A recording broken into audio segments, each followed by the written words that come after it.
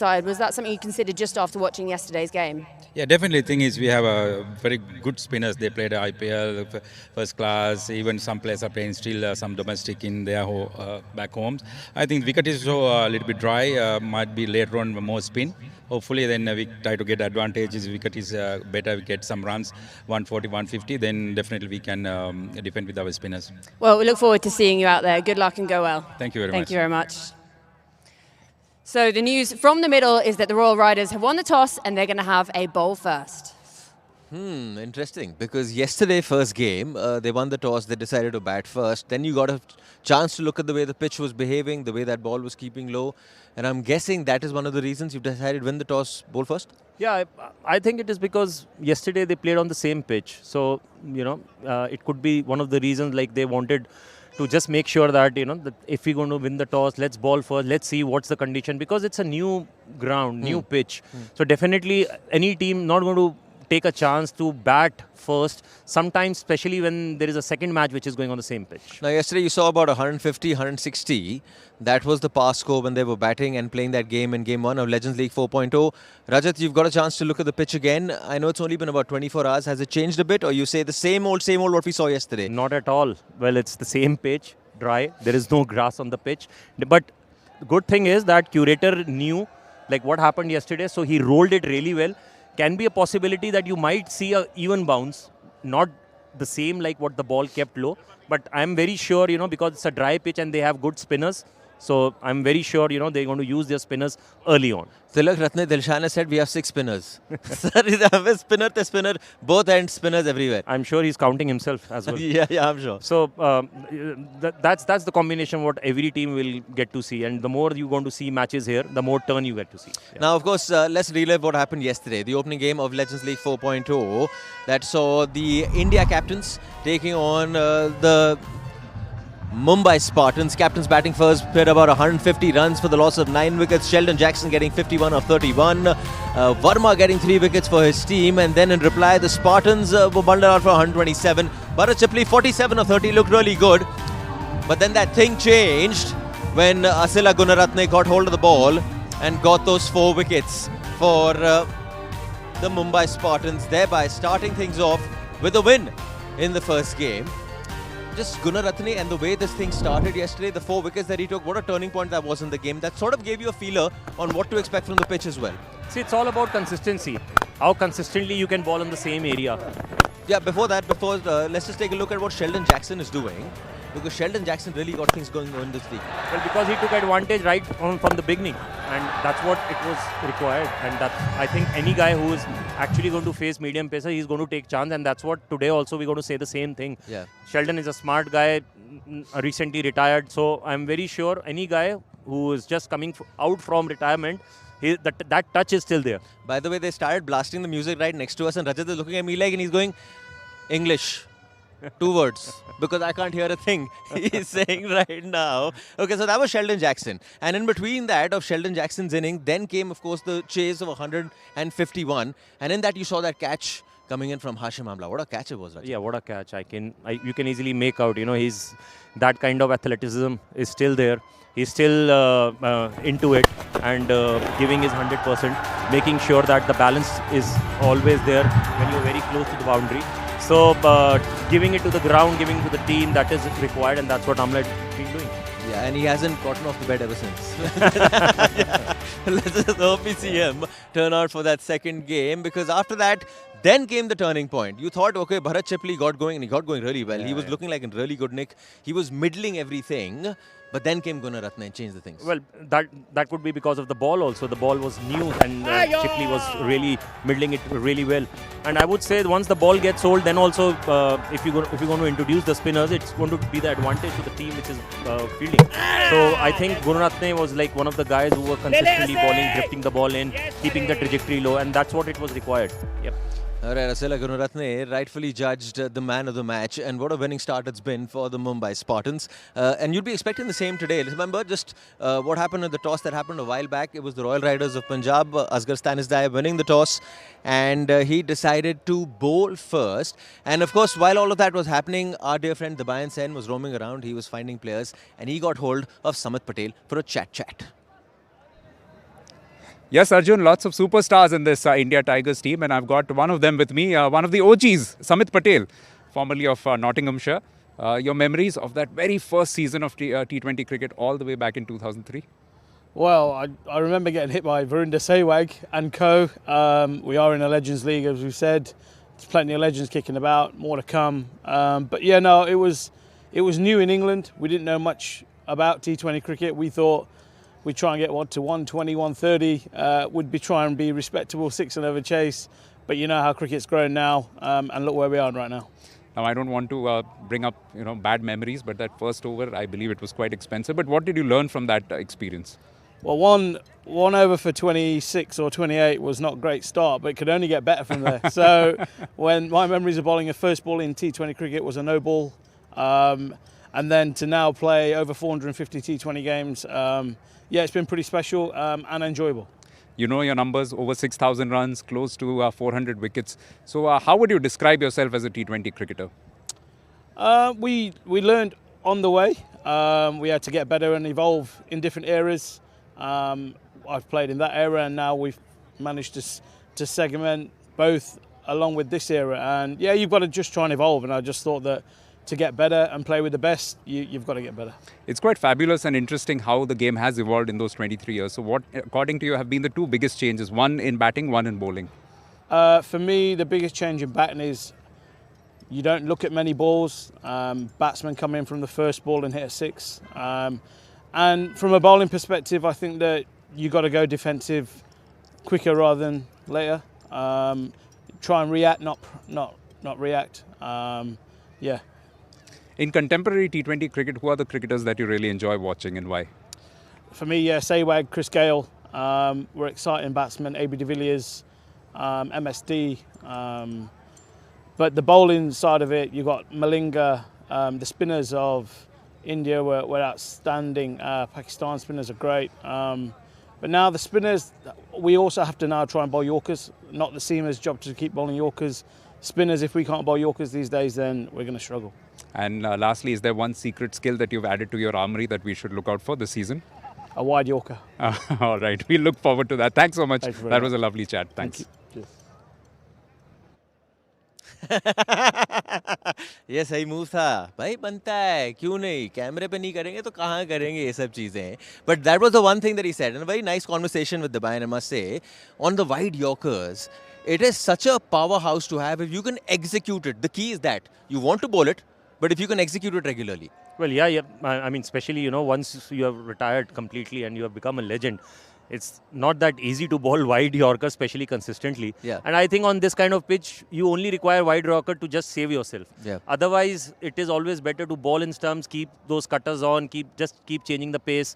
You don't have to try something extra when the pitch is giving it to you. When you were in your prime as a batsman, and you were playing this format and they kept on bowling those wide Yorkers, as a batsman, how difficult was it for you to really negate that ball? Yes, sometimes it gets really difficult, especially when you are under pressure, when you are chasing. You want to score a boundary, but you're not able to because of the leverage. It creates a lot of force to clear the boundary, especially when the fielders are back for third man and deep point. But yes, it's a delivery what you can always use. Sometimes the bowler go around the wicket and use this kind of delivery. Yeah. But you have to be very consistent. You know that what you are doing and you should be able to execute it properly. Interesting, because now, देखिए, our man Dhawan Sen has been roaming around with his mic on this ground as well. He's been trying to find players and he's now got hold of Royal Punjab's Rishi Dhawan.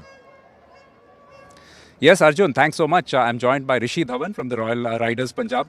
Rishi, first of all, welcome to LLC Season 4. One question for you. What is your first memory of T20 cricket?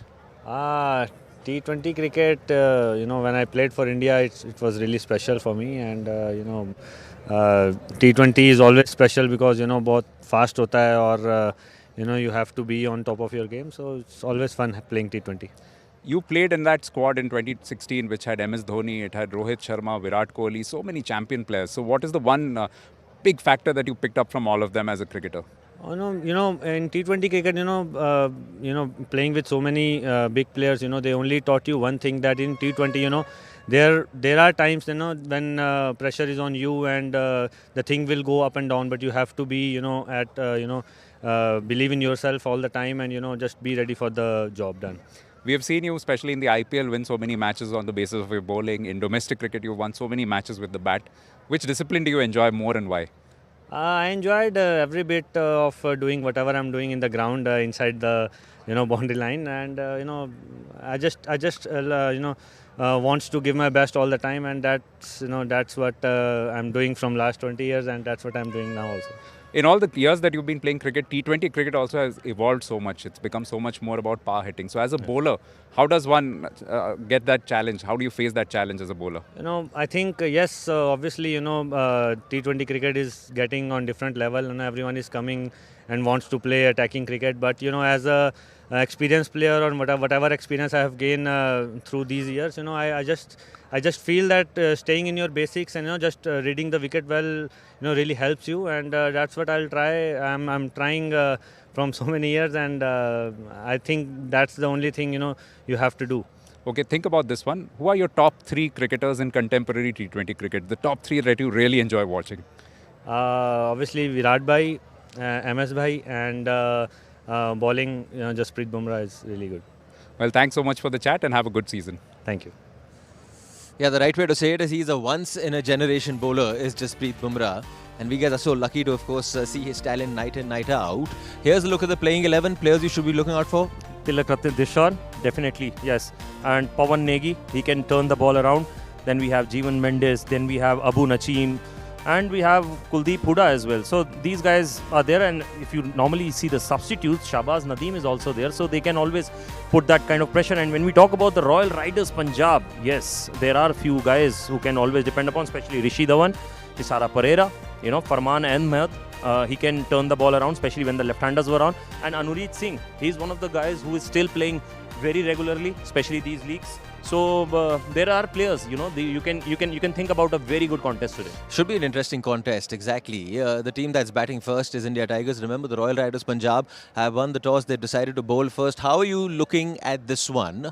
Where are you seeing this one going? I don't think I have enough time to do that. So I'll just take your nod for a 150, for a 160. Rajat Bhatia, thank you so much for joining us on the show. You're, of course, watching Legends League 4.0. It's time for match number 2. Royal Riders Punjab taking on the India Tigers. It's the team from Punjab that is bowling after this break.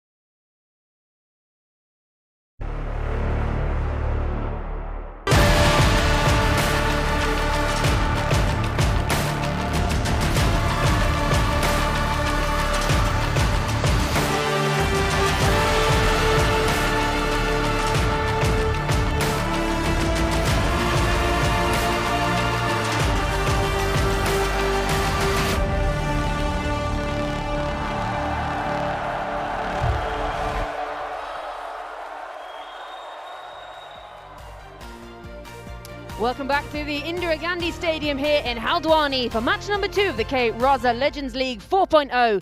The Royal Riders Punjab taking on the India Tigers. A reminder of how things work in this tournament. So 6 teams take part in the tournament. Each of them play each other once in the league stage. Then the top 4 qualify for those playoffs, and the final will be played on the 27th of March. Well, there are plenty of legends in action in this tournament. Let's go down and hear from one of them, Phil Mustard.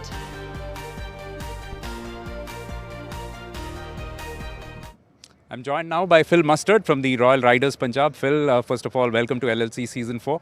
Your thoughts on the upcoming season? What all are you looking forward to? Yeah, I think obviously it's a new city. We go to 2 or 3 different cities, and it's always nice to travel different cities in India, because all the people are fabulous. But obviously this is a fabulous ground, so we start off in Haldwani, and hopefully we can carry on the momentum. If I can ask, what are your first memories of T20 cricket? Do you remember the first match that you played? Oh yeah, yeah. I remember 2003. I think it was in England, and back in the days it used to be a runner ball. 120 was a very good score. Obviously, over the last 15 years, it's changed. The game's changed. The shots are getting played harder. The bats are better. The grounds are smaller, and obviously now 200, 250 is par. But back then, when I first started, 120 was a winning score. As a T20 cricketer yourself, how would you describe your own past? Like, what has been the one defining feature of your cricket? Yeah, I think when I first started T20 cricket, I think I was a T20 cricketer. My whole nature was all about playing good shots, but before then T20 wasn't around. But obviously as time moves on, you adapt to the T20 cricket, and I thought I was just a little bit ahead of myself in the T20 world. I think 2008 when it all kicked off in T20 world, but I was probably a little bit ahead of my time. But now it's brilliant. Batting, keeping, fielding, anything you can do, it's fabulous. So much of T20 cricket happening around the world. Is there a favourite player of yours, a batter of yours in particular, that you'd pay to watch any day? Yeah, I do. I've got a good friend of mine named Ben Stokes. He's one of the world's best, but the way he bowls, the way he conducts himself, the way he fields, the way he bats, the way he rallies all the troops around him. That's what I love about Ben Stokes.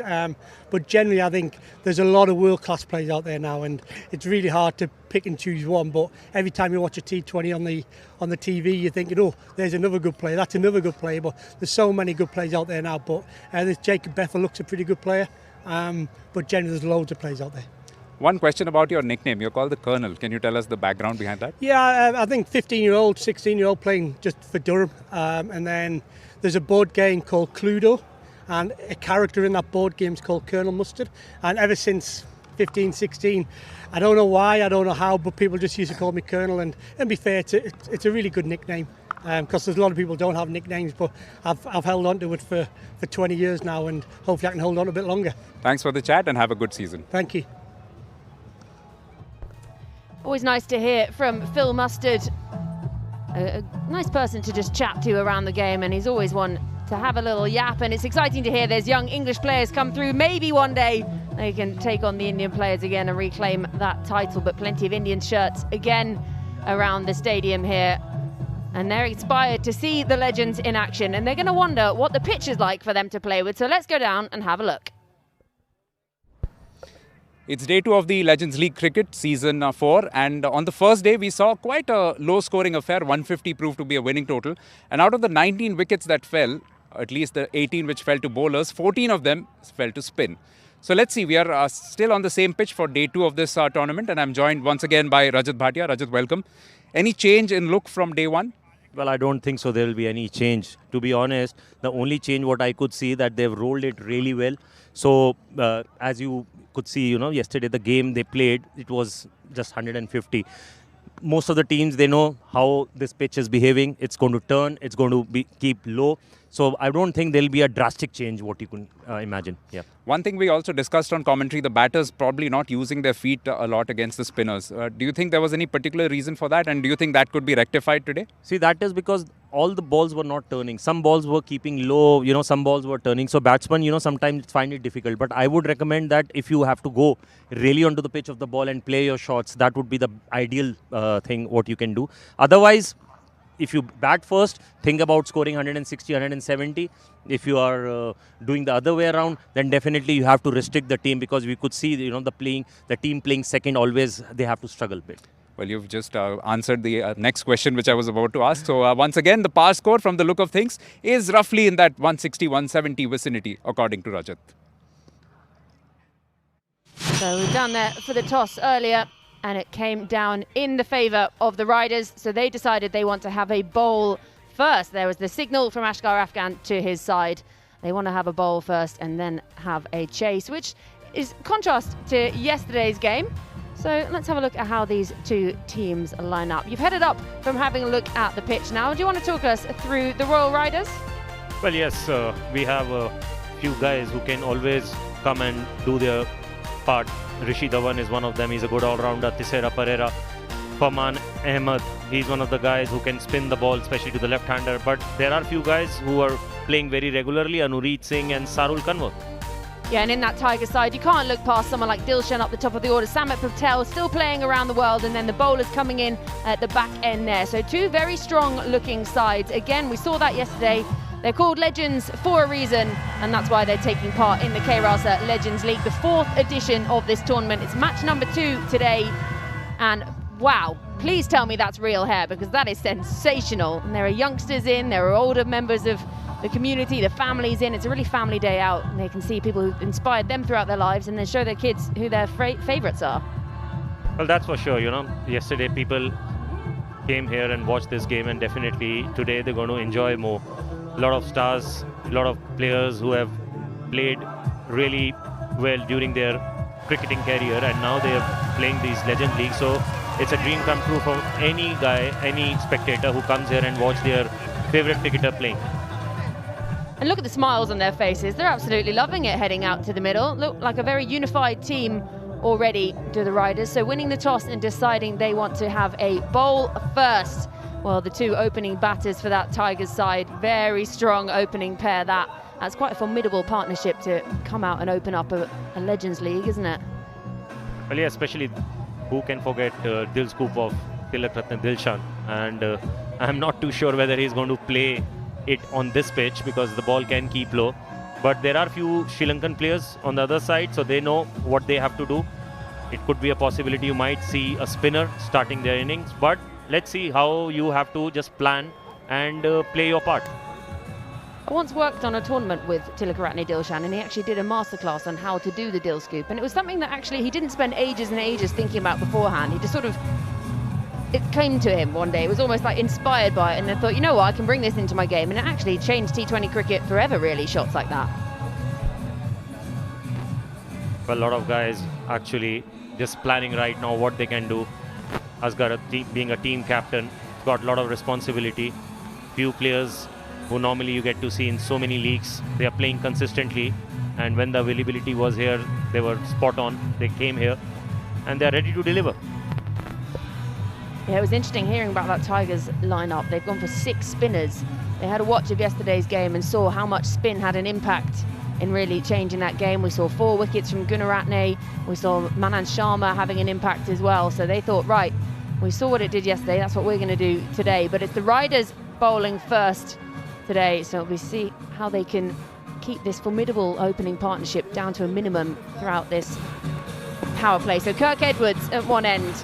19 innings, the best of 45, got 203 runs across that. And keeping him company at the other end, a man who needs very little introduction in T20 cricket. 217 innings, over 5,000 runs, 34 50s and a century, and that strike rate 122, and a shot named after him to boot. Well, we have Aftab Alam, 68 matches, 80 wickets, economy of 8.23. Well, when you are not sure about how the pitch is going to behave, definitely, you want to start well. You want that the impact should be there, especially when you're starting your bowling thing.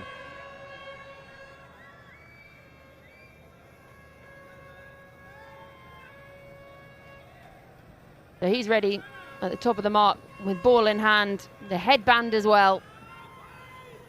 It's almost time for match number 2 of the K-Rasa Legends League 4.0.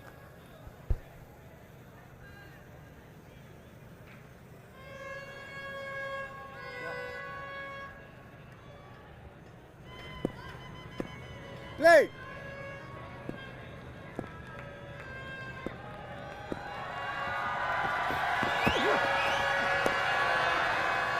And in the same way as the match started yesterday, it starts with a wide down the leg side.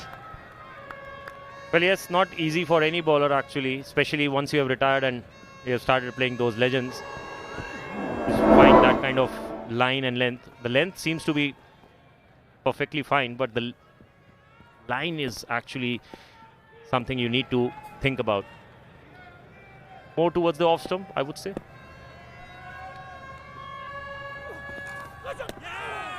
You got a nick on that? No, gone through as well. So it starts with 2 wides. Again, the same as the way yesterday's match started.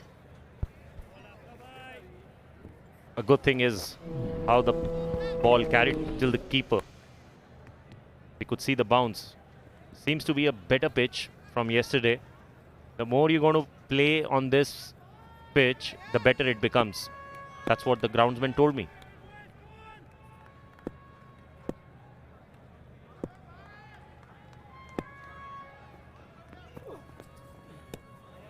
There it is. Manages to just keep it inside that blue line on the offside this time. I'm sure Dilshan watching from the other end. He might be thinking that when he's going to come, what he has to do. He might be planning. Sometimes it is always better to come and just stand and see the picture from the other end.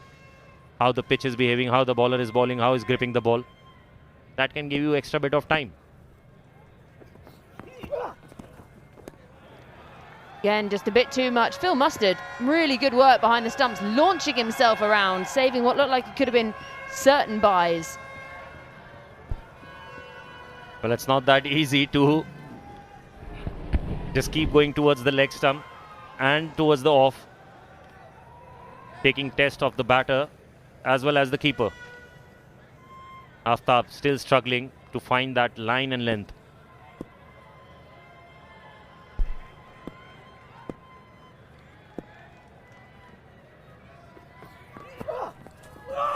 Oh, that is a peach of a delivery.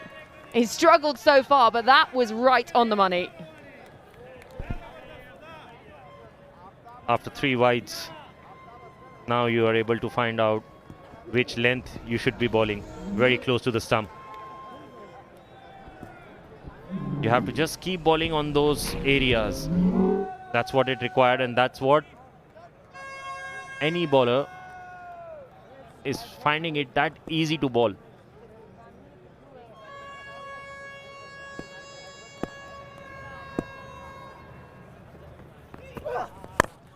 A little bit of movement, and this time the first runs off the bat. A quick single, putting the pressure on the fielder. Pereira coming in from mid-on. The good thing is that you can see the swing. You can see the ball coming in. A little bit of swing sometimes gives the confidence to the bowler that if you're going to keep those areas, definitely it's going to help you. Dilshan, he's on strike and he's going to face his first ball. Now we have to see what Alam is going to do, because now he said he must have bowled 3 wides, but last 2 deliveries were better. And he's off the mark straight away, and that's going to be a boundary off the bat of Tilagaratne Dilshan to open his account. Dilshan not wasting his time. He knows that he has to take advantage of any medium pacer. And he's starting giving his best shots right from the start.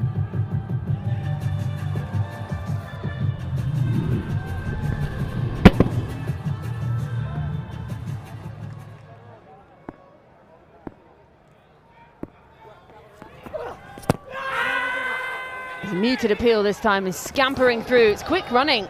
Good work between the wickets between these two. That could be a chance of a run out. Umpire giving them time if they want to take a review. I don't think they'll do that. Giving a leg by signal now. But good swing what Alam is getting. See, if you release the ball, keep the ball up, the ball is going to do its work.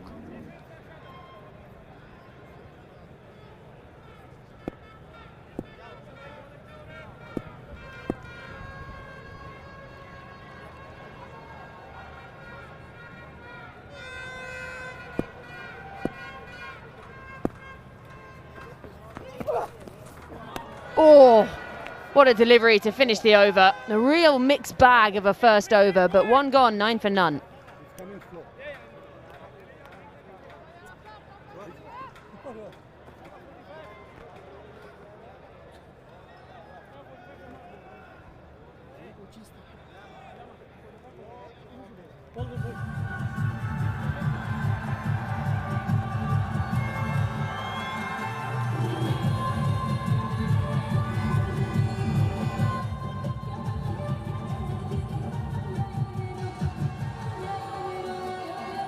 That Tigers side put into bat here in match number 2, opening up the bowling there. The captain, Tilakaratne Dilshan, already opening his account with a boundary. But some really interesting players in there. Pawan Negi, he's one who can have an impact. Jivan Mendes, obviously Kirk Edwards down the bottom there. And then think about who's going to come in as the impact sub as well. So plenty in the dugout that they can call upon. So Anireet Singh, 71 matches. Economy just over 8 and a best figures of 3 for 12 in his T20 career.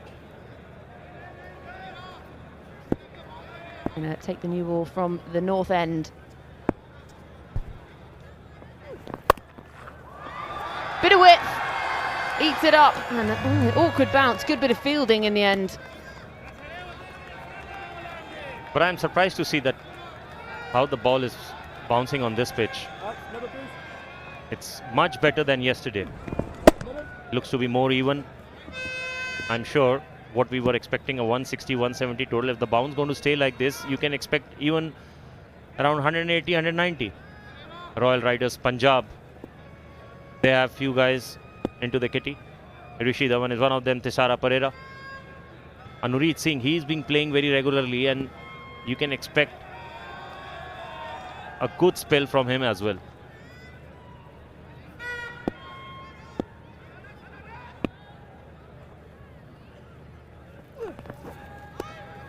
Again, he's just pushing at it, isn't he, Edwards? It's almost chalk and cheese. He's really trying to force getting going, but Dilshan at the other end looks very comfortable. And as you say, we saw the pitch keep quite low yesterday, but bouncing a little bit more today. What do you make of this? Well, it's a dry pitch. There is no grass on this pitch. I think the more you're going to play, could be a possibility that this pitch gets better, because if you keep playing on the same pitch, sometimes you use the roller more and more.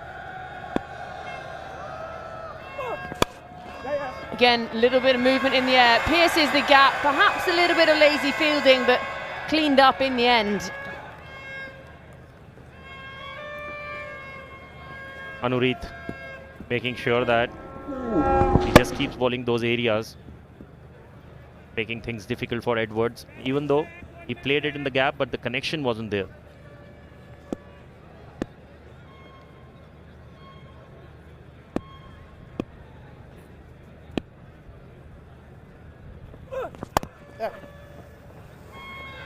Yeah, happy to just push it around and rotate the strike for now. Edwards looking slightly more comfortable than he did in that first over. Good thing about this over, there is no extra delivery. I think that's one of the things what you should be thinking of. The less you bowl those extra deliveries, the better it becomes for your team. And for your body as well. Have to bowl so much. That's really well bowled. Really good areas this from Anireet.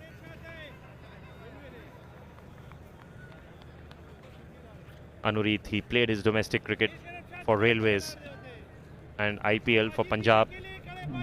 One of the guys you can always, as a captain, you would love to give him the new ball. He can bring the ball in, and still you can see if he releases the ball comes in, shapes in really quick, especially when the ball comes close to the batsman. Not that easy for any batter. Trying to swing the cover off that one. Ends it with a dot. Pretty tidy over. 4 coming from it. 2 gone, 13 for none.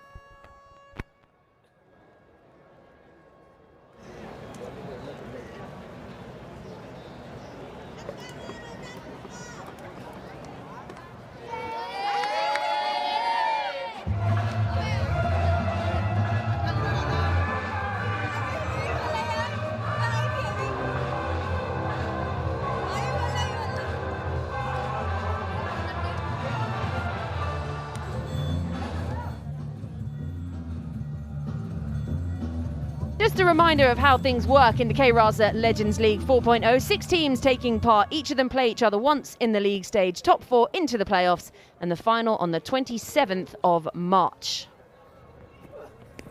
Oh, a little bit of movement for Alam, this time wide on the offside.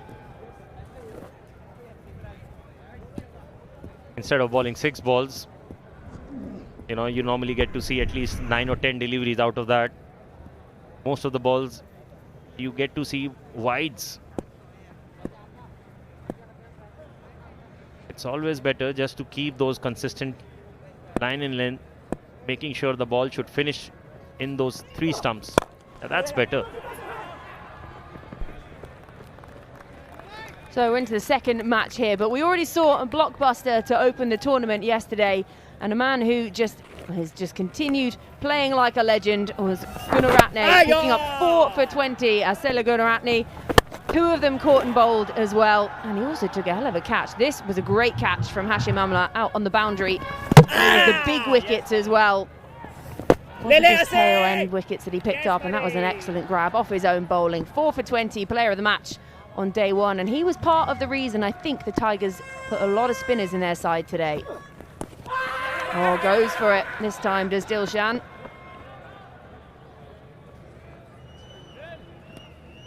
Aftab asking question to the umpire why he's not out. Definitely he's taking a chance, might go for the review.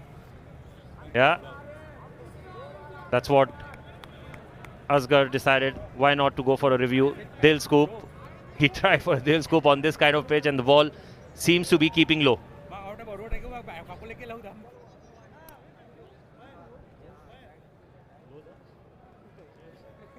Always plays with a smile on his face as well, doesn't he? So I'm hearing you were suggesting perhaps not the day for the Dil scoop. Well, he's completely ignored your advice.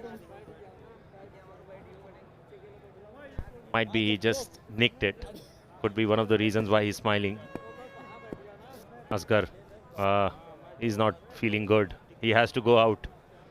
And he's the captain of the team, so he's going out. Who comes in? Having a look at it on the line, looks absolutely perfectly fine, that one. So Ashkar Afghan goes out, means that Sekuge Prasanna is just strolling out to the middle in front of us while we have a look at this review. Looks like a bit of glove to me.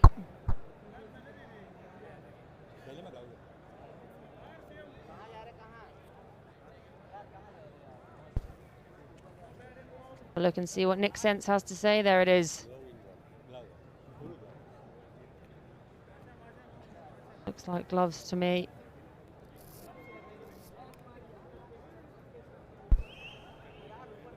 That could be one of the reasons why Dilshan was smiling.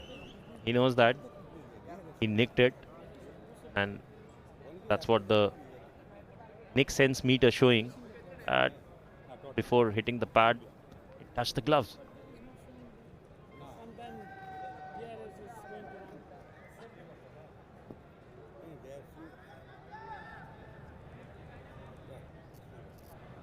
Yep, good umpiring. Dilshan survives. Whether we see him try the Dil scoop again, we are yet to see. Smiles all around. There he is, just signalling that hit him on the glove. Good decision by Srinivasan. Yesterday also we could see a few good decisions by him, and again today the 4th decision seems to be spot on. Lovely sounding shot off the bat, and Edwards finally finds the middle of the bat for the boundary. What a shot he played. First over of Alam, he was actually struggling, but now, you know, like ball is not going to swing much. This is the 3rd over, making sure playing with the vertical bat, playing straight, just timing the ball.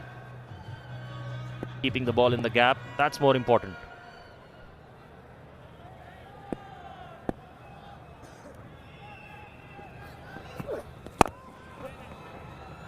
Boundary backed up with a single, smart cricket.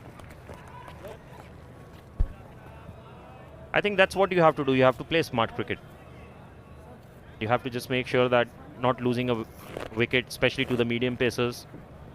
K. Srinivasan. on-field umpire.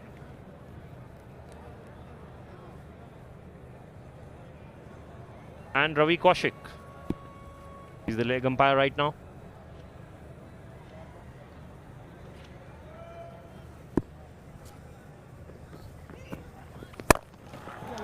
Waits nicely on this one. Again, with that awkward bounce in the field. There's a few that have just bobbled up. You have to really have your wits about you in the field, don't you? Well, I think more you're going to play this whole ground and the pitch going to be much better. Especially because this is a new ground, new pitch. A lot of people who are actually tourists on this Haldwani spot, they are also here to watch this game. One extra more deliveries. The first ball and the last ball, which was supposed to be in T20, which is supposed to be on spot on, is always a worry for a bowler. And Alam is taking that kind of pressure right now. Well, he's been a busy man so far, hasn't he, Phil Mustard? He's done an interview. He's been launching himself around, saving wides down the leg side.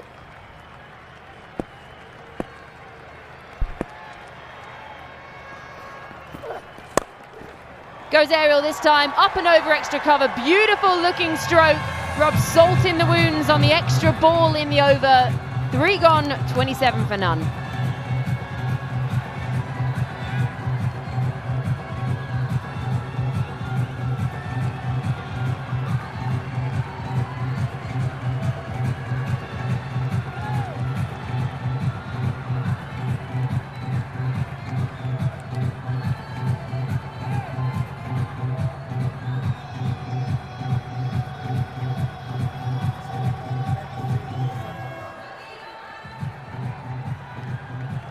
Yeah, good start this for the India Tigers, the opening pair. Edwards now just starting to push up through the gears, struggled a little in the opening couple of overs, but found the middle of the bat a couple of times. 2 fours now to his name, 27 on the board after the first 3 overs. And Ashgar Afghan is also back on the field. And Anurit again just finding those good areas. The first over was really good for Anurit, just gave 4 runs. This over also is keeping those right areas. That was the last ball, just timing the ball, making sure it should be a better connection rather than just playing a hard hitting shot.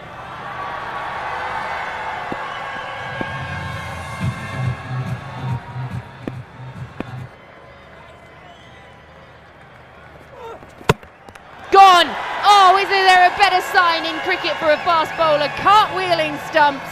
Edwards just getting going, and now he's got to head back to the dugout. Well, consistency always gives you reward, and that's what Anurit wanted. He kept on bowling those areas, making sure the ball should do the talking.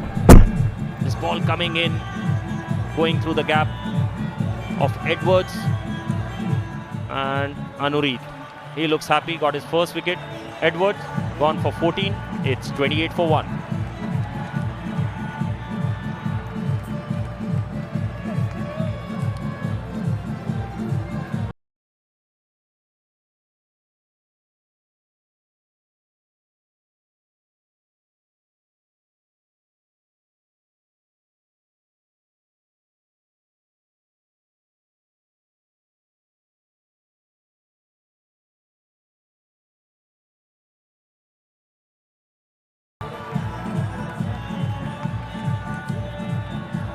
So the first wicket to go down, it brings Milinda Sirawadana out to the middle. 105 innings, over 1,600 runs and a best of 90. Comes out to join Tilakaratne Dilshan in the middle, and this is what brought him out to the middle.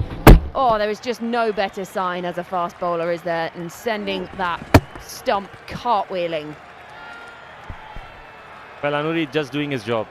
He knows that he has to just keep the basics on, making sure that whenever he puts his extra effort, he should just keep his body balanced and keeping those areas always on. Not that easy for any new batter to come in and just play their shots. Anurit going straight away around the wicket, keeping one slip, attacking a batter, going for the second wicket.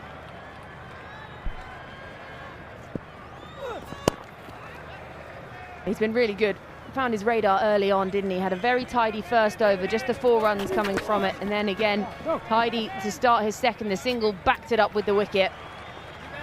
It's so difficult when one end is being held so tight. Right from the start of the inning, Edward was finding it difficult actually, especially the balls which were coming in. And I think Anurit knew that if he's going to keep bowling those areas, definitely he's going to get his reward. Let's see what Dilshan is going to do now. Nicely just worked this off his pads, just targeting at those stumps. There's some kind of laughter, a little bit of joke between them. All these players know each other so well. He's always played in good faith out there in the middle.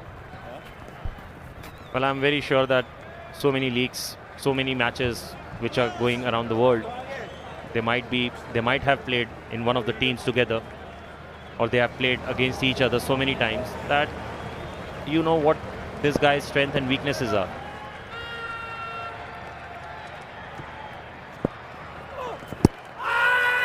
Big appeal, could well be the second wicket in the over. Umpire remains unmoved. Going to talk to his captain here, who's back on the field. I think so. Give it a go. I think hitting leg. Well, as the time keeps going, you put pressure on the captain that he should go for it. Even the keeper said, yes, it looks very close. It's so far back. That original decision was not out. But I want to change. This will be in the fortunes of the game to pick up 2 wickets in the over, just as they were starting to get going, the Tigers.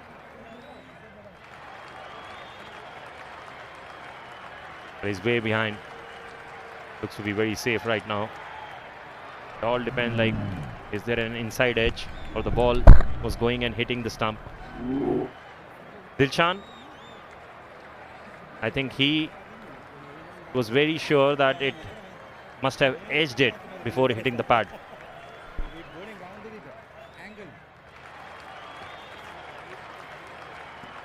Yeah, they don't look too worried, do they? The 2 Tigers batters out there in the middle. And some fluids on board while they get the opportunity.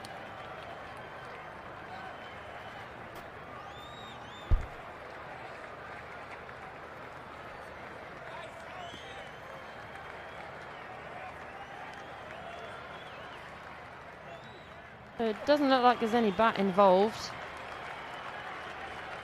Remember, the original decision was not out.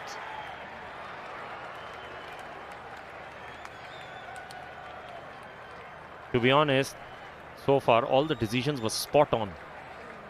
We have to see whether that ball is going to hit the stump or miss the stump, or it's going to be the umpire's call.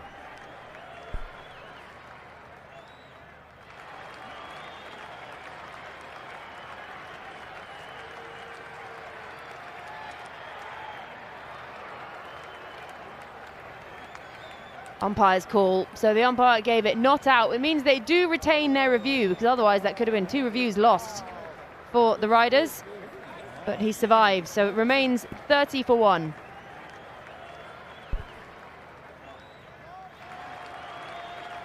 Sirivardhana, I think he was expecting Anurit to bowl an outgoing delivery, but looks like the ball came in.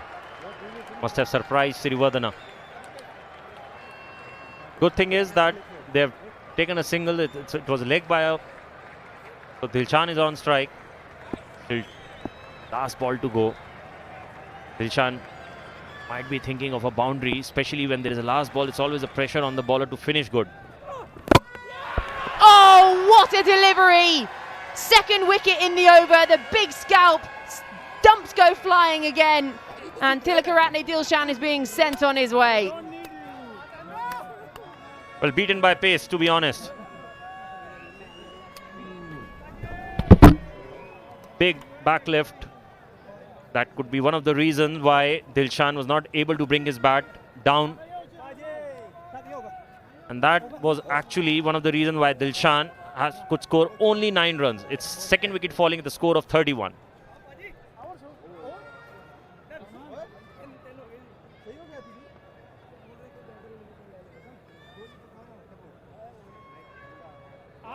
Patel आगे पटेल जवान आदमी आगे जवान आगे Patel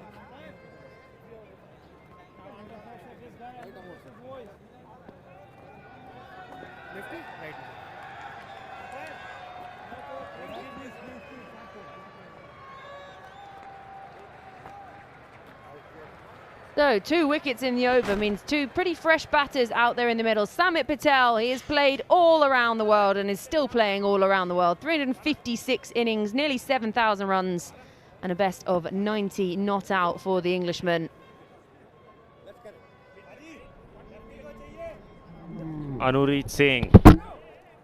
That's one of the reasons why he's able to bowl those Yorkers, because he's playing regularly. He knew that Dilshan is going to have a go at the last ball of this over, and especially because when a batter goes for a big hit, he's always ready with a high backlift. Farman Ahmed, he's coming in. 11 matches, 6 wickets. As an off-spinner bowling to a left-hander, we have to see that how he's going to start his bowling. I'm sure there will be a turn, but he's one of the guys who can change his action, change his length, and how long he's going to bowl, that all depends on this over. Tidy start. Thiruwadana looks to try and cut it away. So yesterday it took until the 5th over for the introduction of spin. Today they had 4 overs and they've decided they want to remove the pace and see if there's anything turning. A little bit of a drag down the leg side. Oh, it's a dirty misfield, that one. And it's bonus runs. Farman not at all happy. Anurit not able to make out that awkward bounce. That bounce just came in front of him and surprised him, and Farman, he is looking disappointed.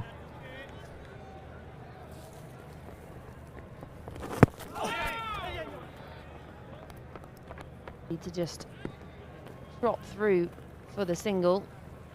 And Anurit has obviously bowled just such a good over before that, 2 wickets coming in it, and then we've just been talking earlier about how there've been a few that have bobbled up in the outfield. Just didn't get his body behind it.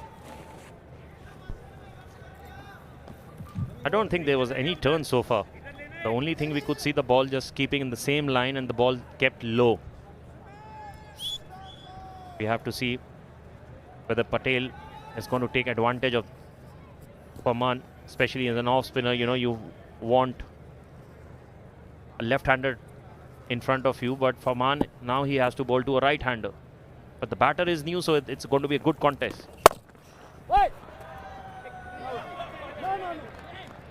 It's unorthodox fielding, but it works.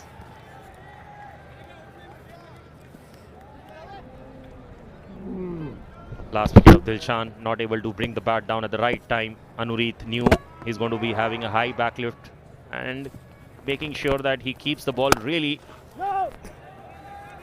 up in that corridor. Good over so far. Yeah, the captain, all he can do now for the rest of this innings is just watch on and see what his team can post. We saw yesterday 150 was easily defended. Oh, wicket to end the over. It's just straightened on Patel. And it's turning into a horror nightmare for the Tigers. They lose their third, 36 for 3 inside 5 overs. Well, bringing Farman was the right decision, I would say. This is the only ball which turned so far. That's one of the reasons why Samit Patel, the first ball played a shot, but this ball turned and he was completely gone. Scoring or not, it's third wicket falling at the score of 36.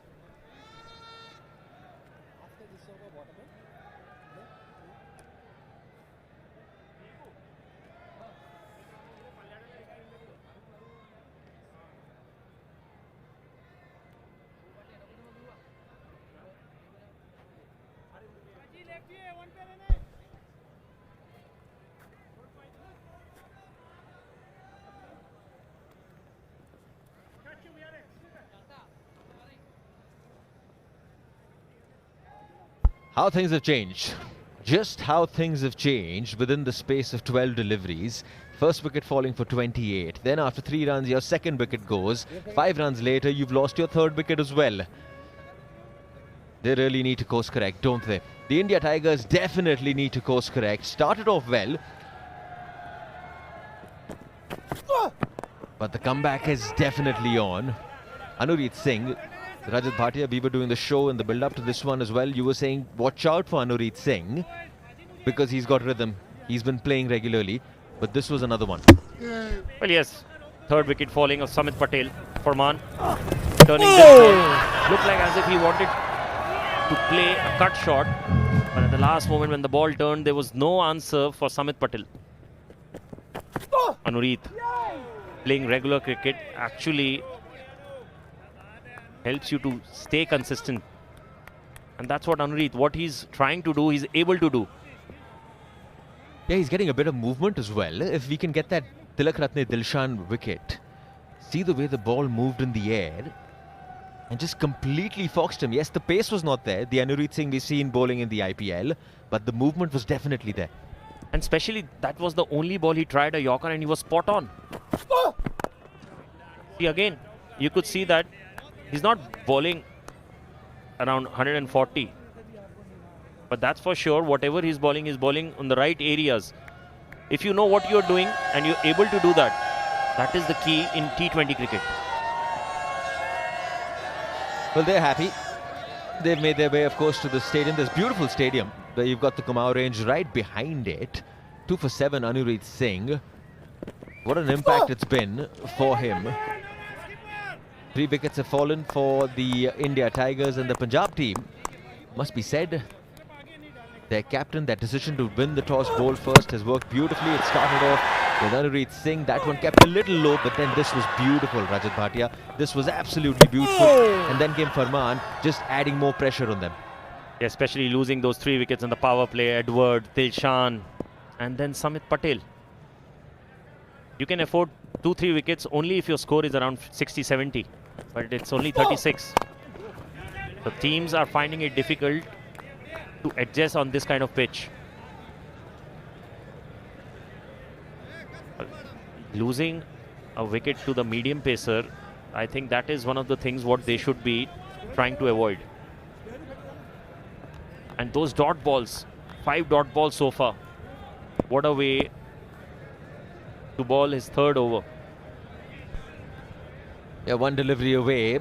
5 dot balls so far for Anurit Singh. Are we seeing the first maiden of this edition's Legends League? Oh yes, it is. Well done, Anurit Singh. Well done, Tigers. 36 for 3 after 6 overs.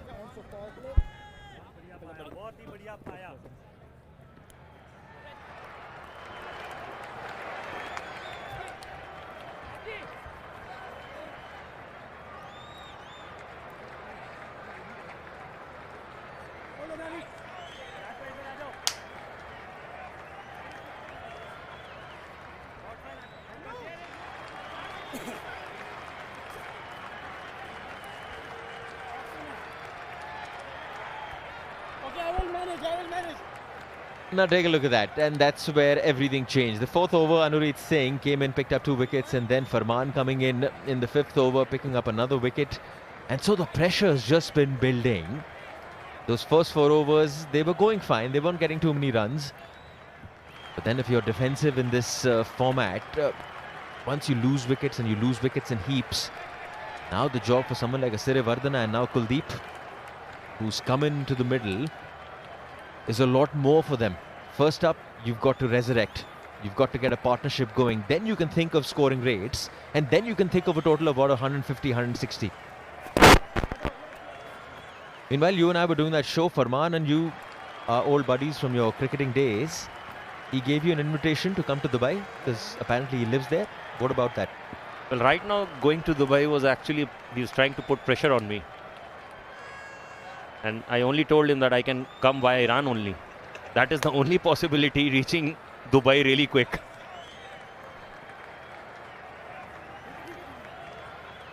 Fun and games. That's the beauty of sport. It never goes away.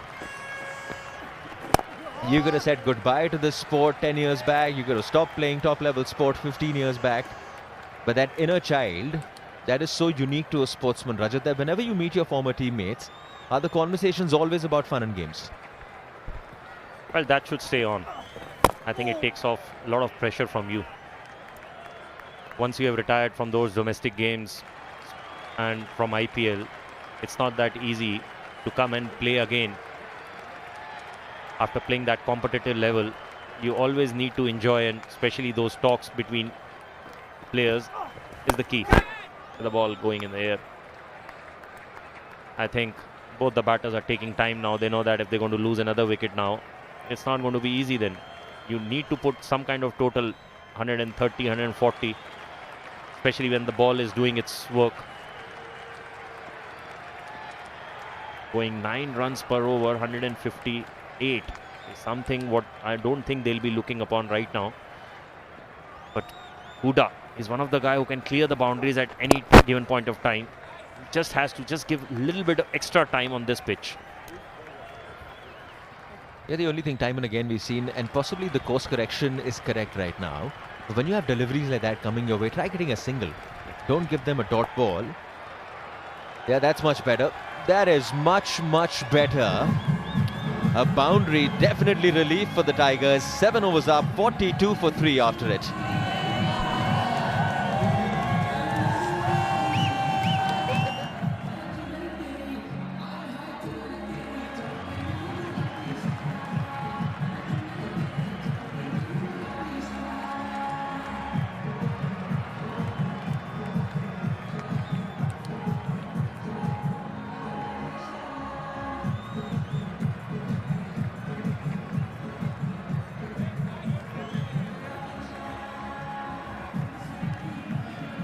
Anurit Singh, 3 overs, he's picked up 2 wickets. Farman in his 2 over spell has picked up a wicket as well. Alam was a little expensive, but after that they found their way back in this contest.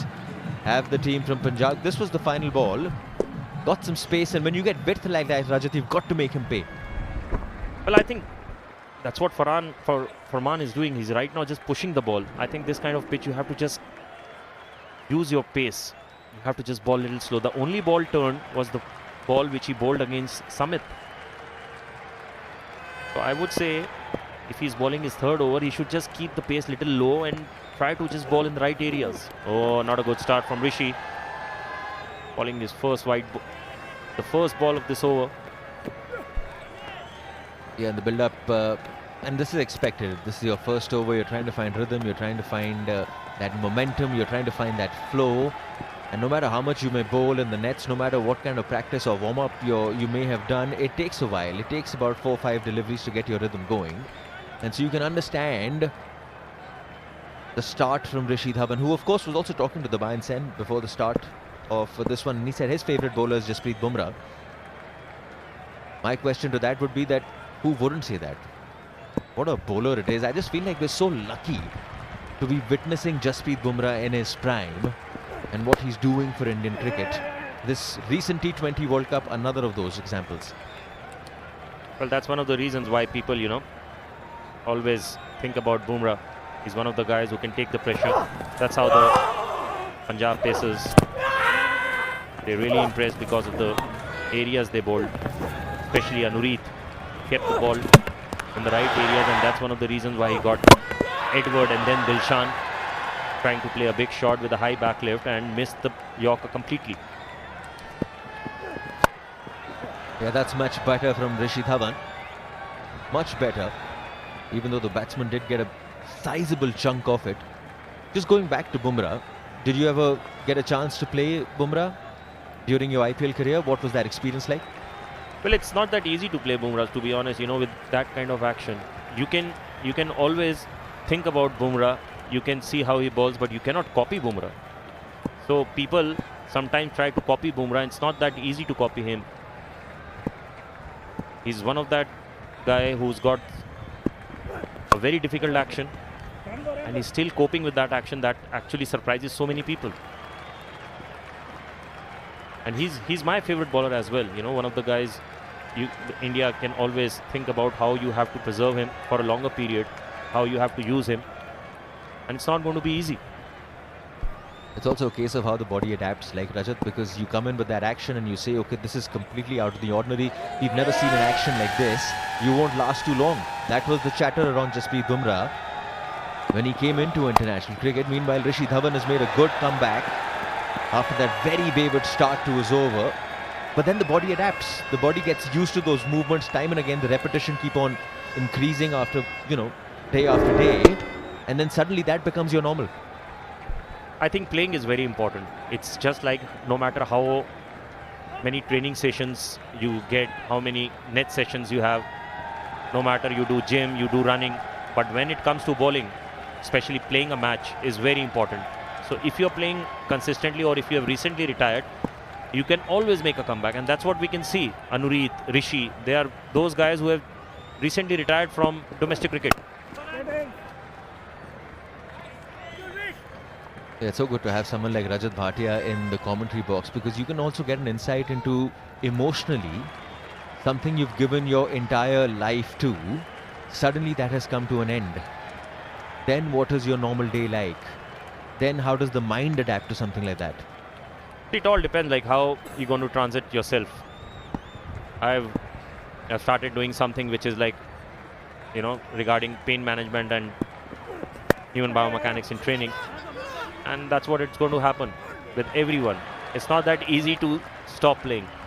End of this over, after 8 overs, 47 for 3.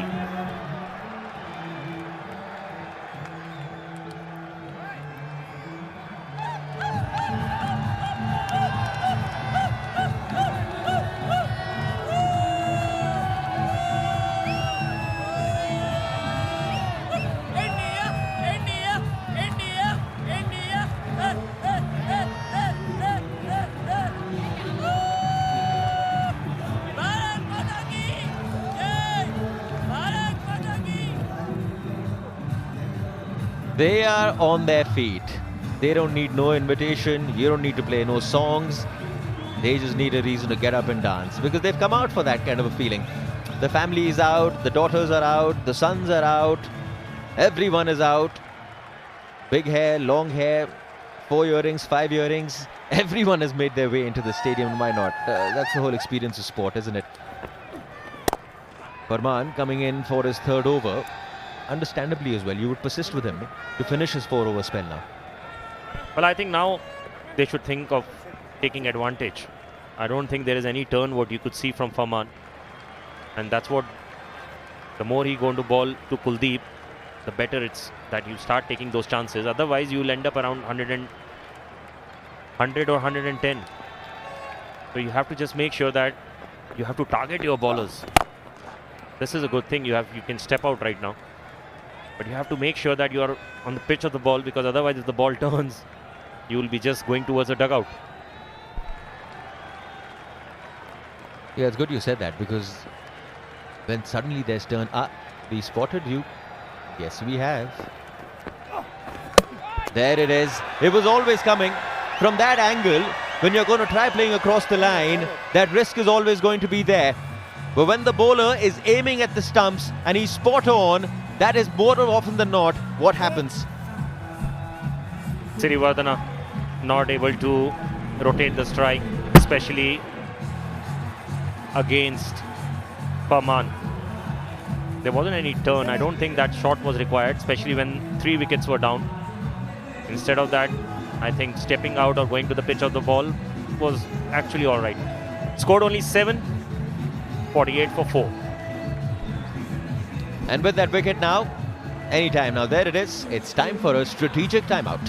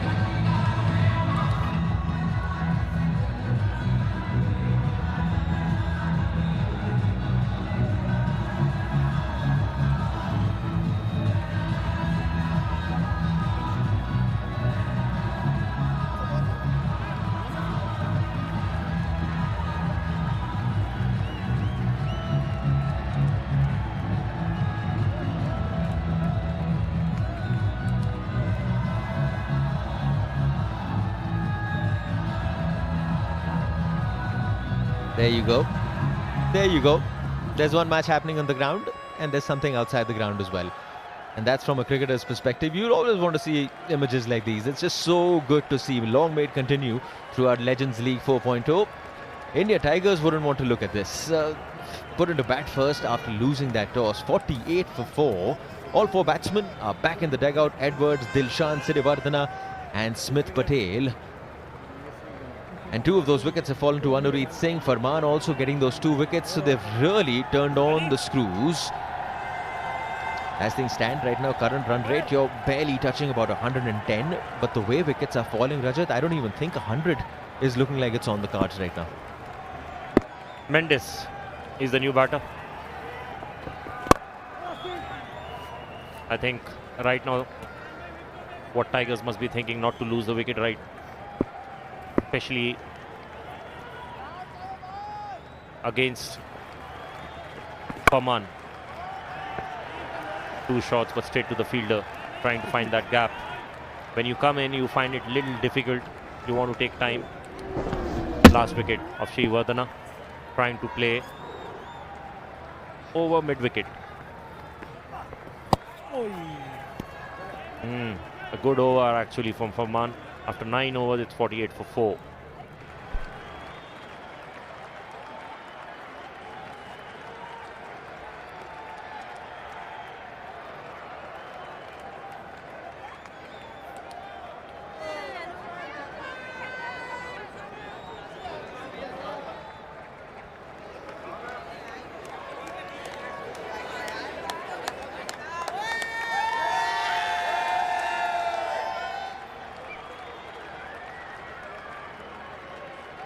Rishi Dhawan is back for his second over, and after the 9 over mark, it's definitely one team on top, and that is the team from Punjab, wearing orange in front of you. Won the toss.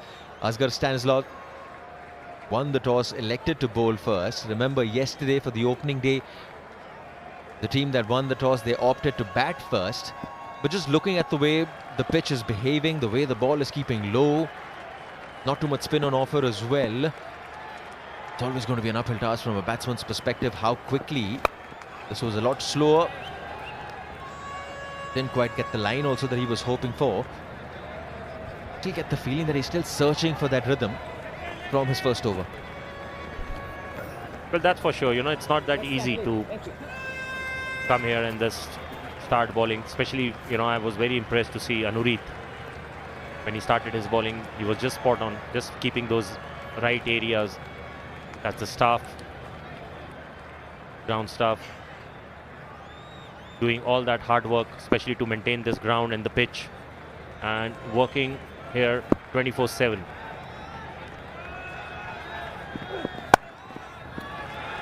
That's much better.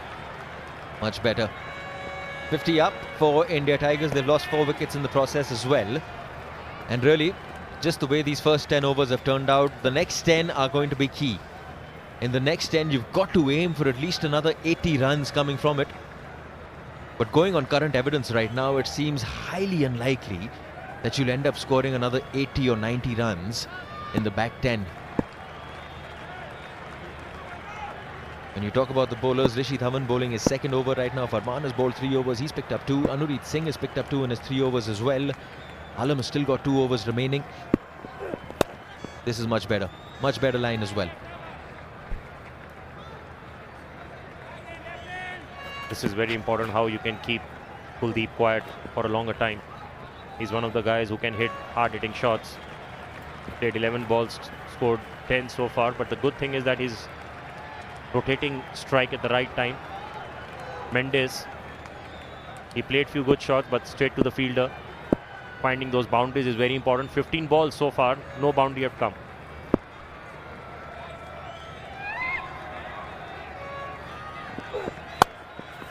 Now this was much shorter. Didn't quite get the control he was looking for. The shot was good, probably too good. And so only the 1 run coming off it. 4 wickets have fallen. Their captain choosing to bowl first after winning the toss. That was Anureet Singh who got things going. Then this was a thing of beauty to get Tilak Ratne Dilshan. And then came the 2 wickets from Farman. The first one there and the last of those wickets, Sirivardhana. falling to the right arm spin of Farman.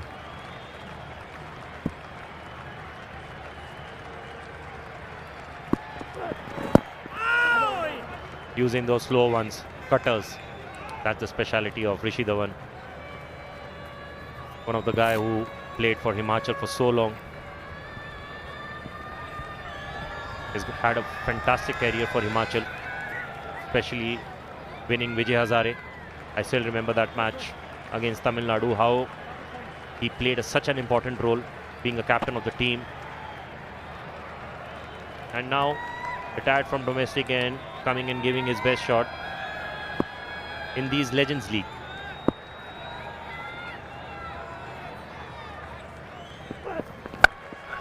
Slower delivery, just could not disguise it. He knew exactly what was coming his way, and Mendes made him pay. A massive 6 to end the over, and after 10 overs, the Tigers are now 59 for 4.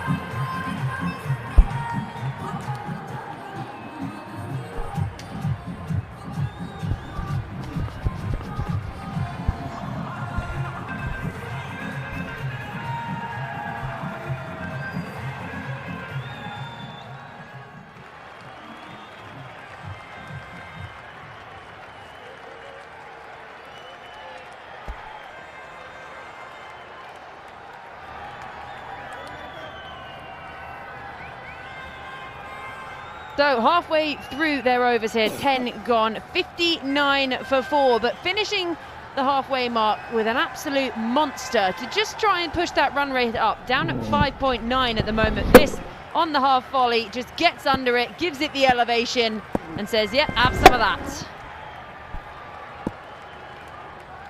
Yeah, despite that 6, only 23 scored in the last 5 overs. So it's been a good choke job from the spinners. As I say that, the commentators curse strikes and Chaturanga starts with a very, very wide ball. Yeah, we'll give him that one. First delivery of the day. The second delivery I'll be slightly less forgiving because that was poor.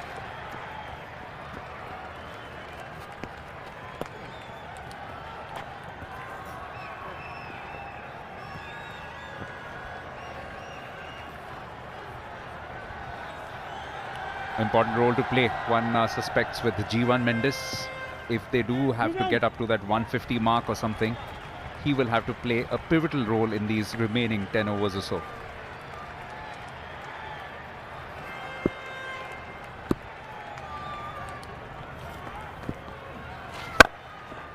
Yeah, digs it out nicely, giving it that extra bit of flight right at the toes of Mendes.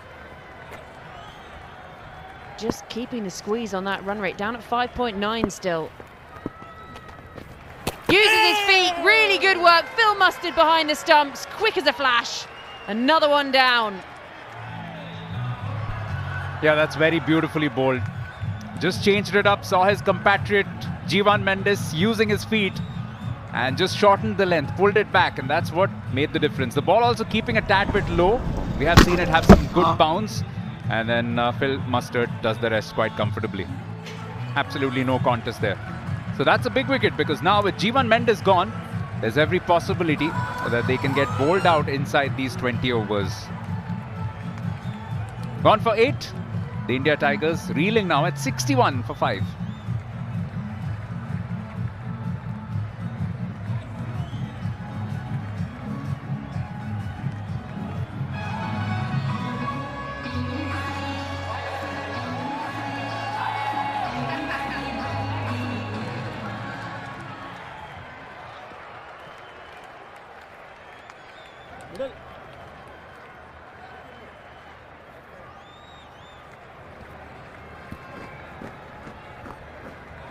Pavan Negi comes out to the middle, 83 innings, the best of an unbeaten 41 and a healthy strike rate 122, and that's what they're going to need. Well, he's still got 10 overs in hand just about. So he has got time to get himself in, but then they're going to have to accelerate and push on, because carry on at this rate, 116 doesn't feel like enough. Yeah, and a delightful bit of adjustment, the length, that is what completely deceived G1, who had seemingly made up his mind that this was going out of Haldwani. He's almost out the shot, wasn't he? Halfway down the pitch.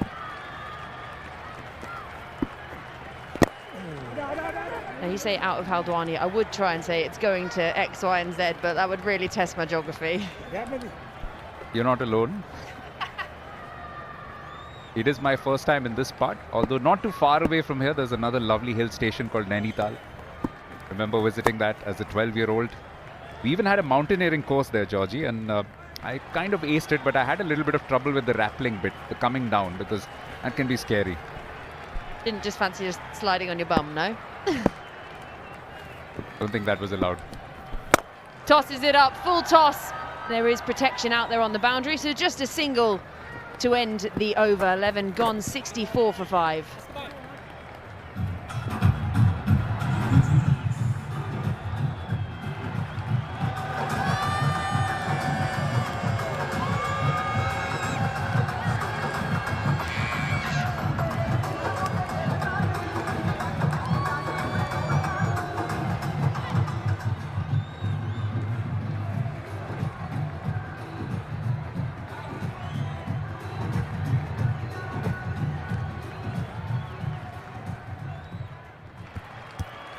So 5 bowlers used so far, 2 apiece for Anirit and Farman, and Chaturanga picking up 1 as well. So 64 for 5.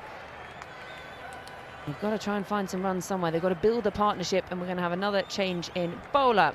So Samuel Shinwari comes to the middle, 174 matches. Oh, and he's found some rip there, hasn't he? Yeah, fun fact about Shinwari, he actually shares a nickname with the great Shane Warne. He's also called Hollywood, and that's also because he kind of fancies himself as a bit of a looker, and he bowls leg spin.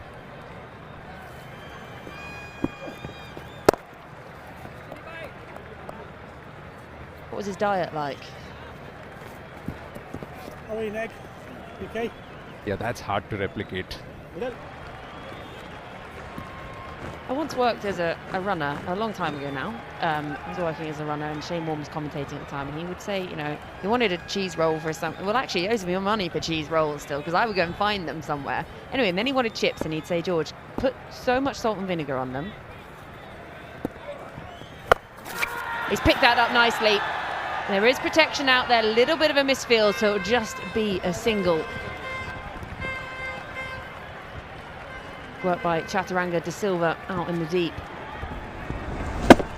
Yeah, a bit of a drag down, that can happen. Not a regular bowler, Shinwari, even when he was playing with the Afghanistan national team.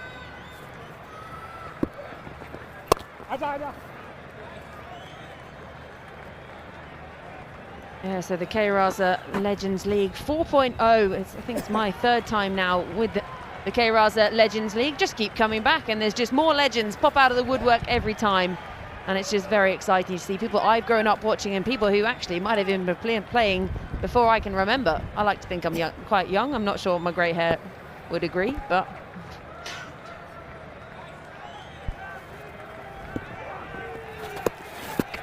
Yeah, just straying down that leg side again. No footwork from Pavan Negi either. Georgie, I firmly believe youth is just a state of mind. Never mind about the body, never mind about what the certificate says. Yeah, so Shane Warne, back to his chips, he would say put loads of salt and vinegar on them, George, and when you think you've put way too much, add more. And I would pick it up, and it'd be like a soup. These chips are just sort of swimming in the salt and vinegar, and I'd hand it over to him, be like, here you go, be like, this is perfect. And I'd just be like, right, okay, rather you than me, thanks. Strange one. Almost needed to offer him a spoon. Picked up nicely, all the way, flat, hard from Negi. His first boundary. Yeah, this man can bat. Pavan Negi is more than handy, coming in at number 7. Ideal, especially because he plays spin quite well. He's picked up the length perfectly, knew that this was a drag down, rocked onto the back foot, and once it was off the middle, it was always going way over the boundary ropes.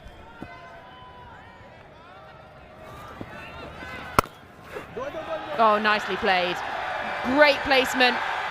Nothing Aftab can do with his footwork to cut that one off. So 2 boundaries to end the over. 14 from it. 12 gone. 78 for 5.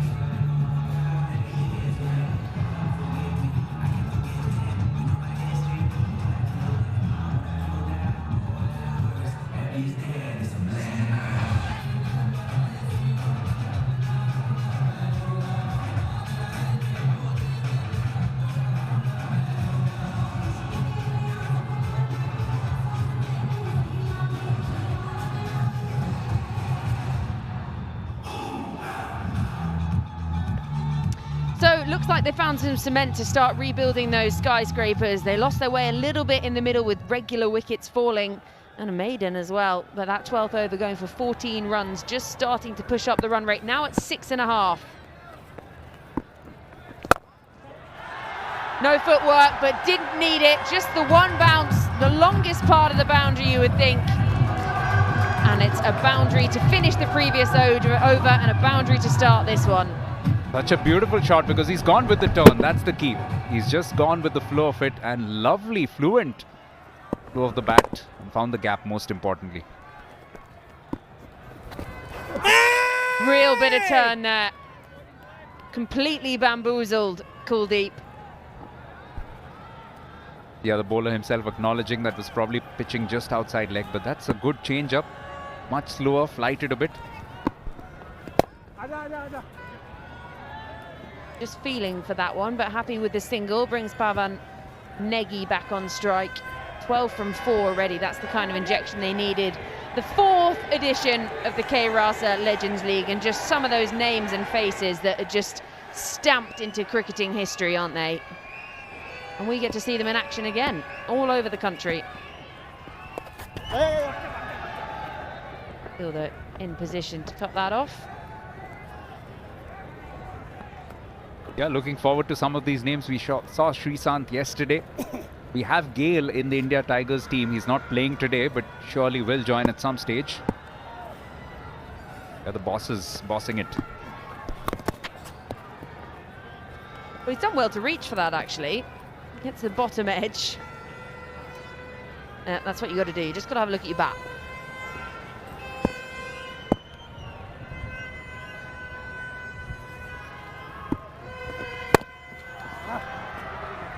Carved away. Again, protection out in the deep. So it'll just be a single to end the over. 7 from it. 85 for 5.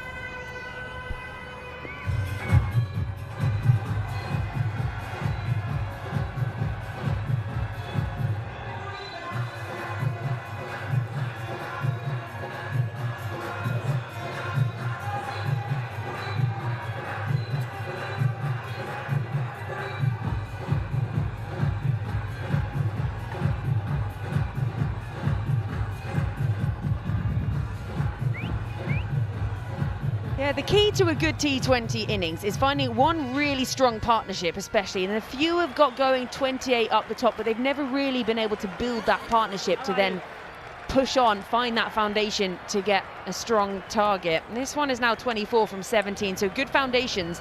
These two need to go on. Yeah, still possible. They can get up to that 150 mark with a 10-run per over innings from here. Aerial, slightly agricultural, but it'll be one bounce and beyond the boundary. Yeah, yet again, the length, the key from Farman. He was quite effective early on in his spells, which is why he's only gone for 11 from his first 3, but this was very short. Begging to be hit, and Kuldeep was quite happy to oblige. He didn't have to go with the full follow-through, did he? I'm happy to just push it into the leg side, backs up the boundary with a single, brings Pavan Negi back on strike. 13 from 5, so this partnership now 29 from 19. Yet again, a look at that boundary. We did feel in the Hindi commentary box, Georgie, that this pitch has actually played a little better than what it did yesterday. There's been a fair amount of bounce. We saw Anureet in particular bowl very well with the new ball, but the batters have been a bit disappointing. If you look right through the line, people getting in, getting out. That's why not too many boundaries, just 10 in all. Yeah, and this now the biggest partnership of the innings so far, 30 from 20. The earliest before that was 28 up the top.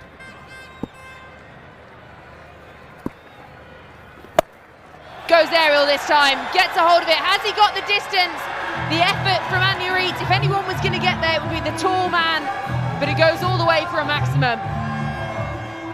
And the key to both boundaries in this over have been that he has been batting with the turn, hitting with the turn pretty much.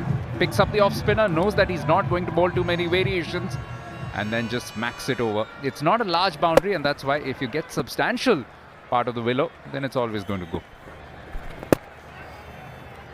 And a good response from Farman. Again, the maximum backed up with a single. Smart cricket. Yeah, some of the contemporary cricketers will probably scoff and say, what sensible? Just go for 6 sixes, come on. And we had that happen in 2007. Sorry for bringing that up. So it will be a single to end the over. Thank you very much. 14 gone, 99 for 5.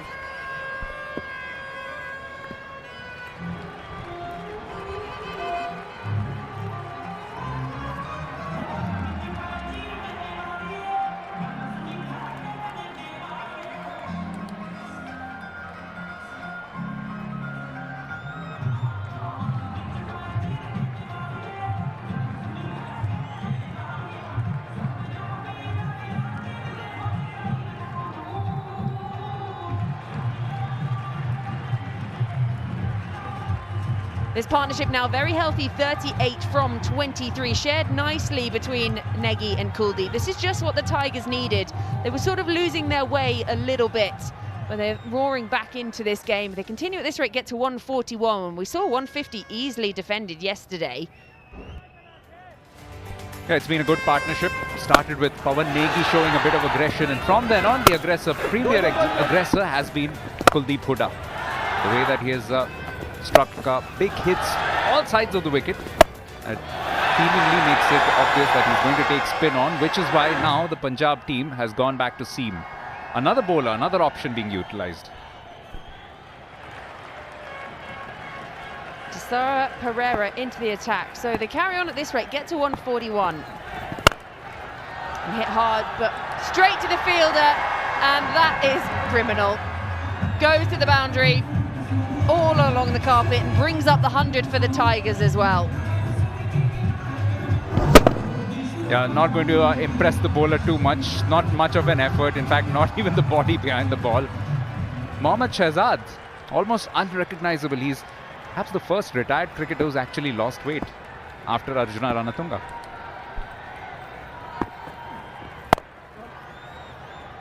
You know, if I'd done that in my team, my coach would take note of it and we would be running. But it happens. It's difficult in the outfield, under the lights. It can bobble up. No one does it on purpose. This partnership, though, now 43 from 25. Tisara Pereira, that's a lot of numbers there. 385 matches. He's got a fifer, and that economy 8.61. Georgie, you were talking about scarring experiences. And our Hindi producer Mohit rightly observed Tisara Pereira, famous for Indian fans as the man who struck the winning runs in the 2014 T20 World Cup final. So that's an unhappy memory for the Indians. One of those, while he's playing, they don't love him, but when he finishes, he's just absolutely worshipped around the world. And then we're lucky that we get him as part of the K Raza Legends League. Really had to wait for that.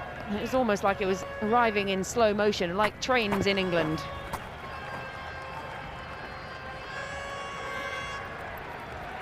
Yeah, this is what you'll get at the back end, especially with Tisara Pereira. There'll be a lot of change-ups in terms of pace. A couple of balls that he's tried which have been the conventional leg cutter. Does he go on pace now for Negi? Let's wait and see.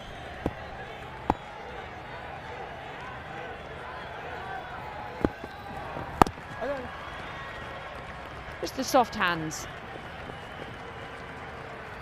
So 9 coming from the over. That run rate up at 7.28 now.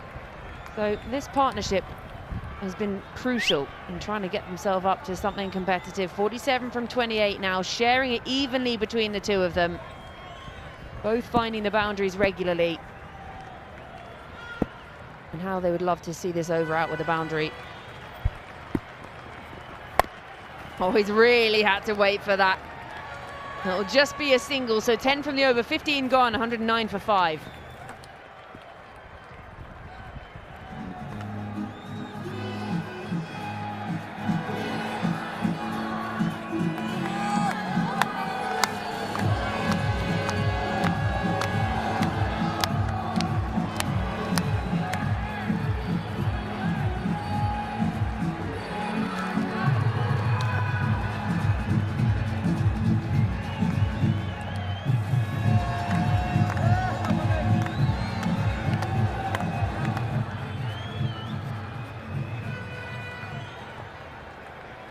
Contributions coming in now. Kuldeep Hooda on 36, Pawan Negi on 21. The two of them just arresting a little bit of a slide. They were 61 for 5 and seemingly in danger of not batting out the 20 overs. But now the question is, how can they maximize these last 30 balls?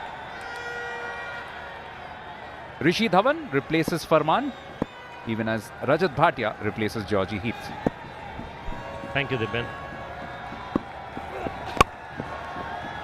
Rishi Dhawan, he's coming to this attack after this partnership, which is going really strong. 30 balls, 49 runs.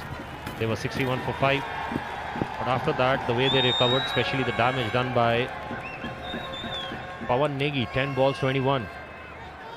Rishi, this is his third over. So far, it given 16 runs. And you can always rely upon the senior guy who had just retired recently. Not too sure. I think just last year he stopped playing from he took retirement from all domestic cricket.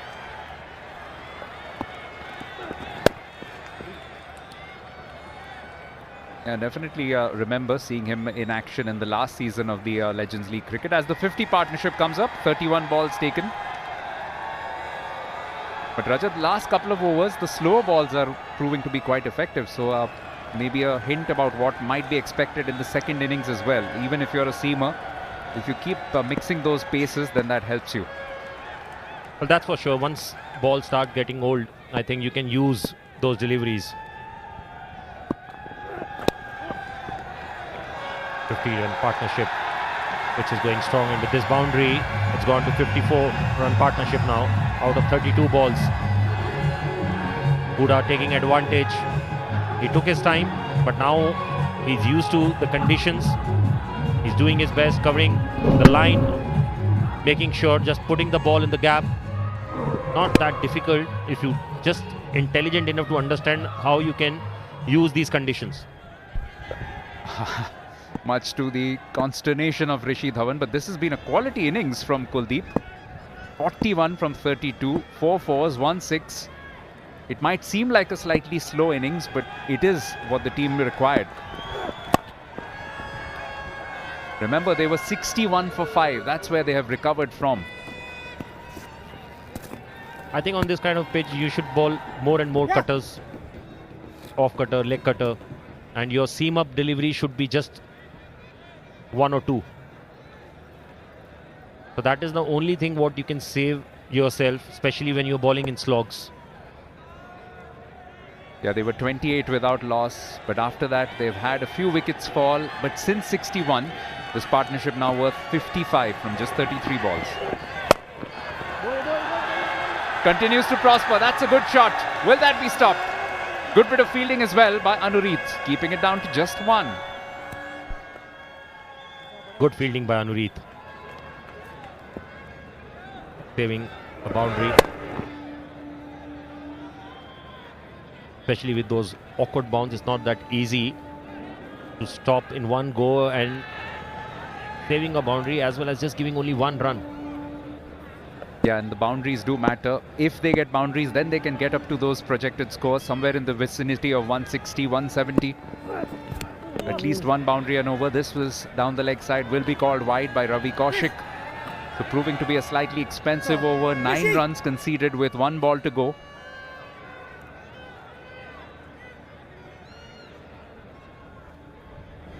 Rishi Dhawan, he's looking a little upset.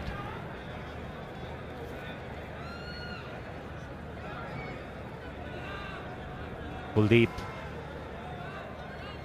he's one of the guys who can play big shots, especially when you are in the death overs.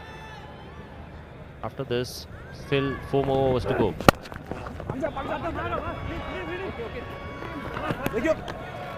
Came in at number 5. He's gone for a quick single and felt the pinch of it. Single to finish the 16th. Might have to have some treatment and just the right time for it, because at 119 for 5, that's the signal from the umpire that we'll have the strategic timeout.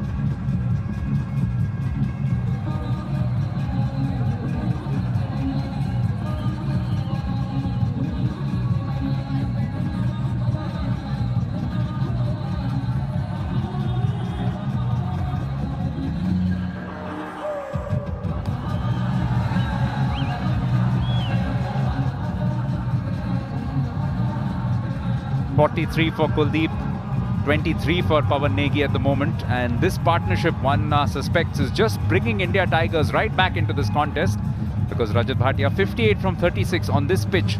Really creditable performance. And before that, they were in trouble. They were at 61 for 5. From there, it's been a great rescue act. Good comeback by Tigers, especially this partnership. A lot of joy and entertainment you get to see, especially if you come to this ground. Every day you could see people coming up, watching and enjoying this game, especially the local people getting that flavor, watching their own legends and great cricketers, ex-cricketers I would say. And what I've particularly loved is the number of women, and young women in particular, in the audiences as well. The second phase, quite good in terms of run rate, but that the initial damage was done by those 3 wickets in the power play. However, they have every chance of now making up for it in these last few overs.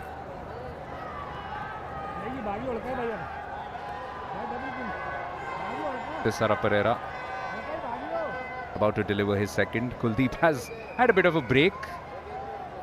Did just pull up a little short after finishing a quick single of the last ball of the previous over. Projected scores 11 and over will take them up to 163. Tikuge Prasanna ostensibly on as an impact sub, and he has that ability to do really well.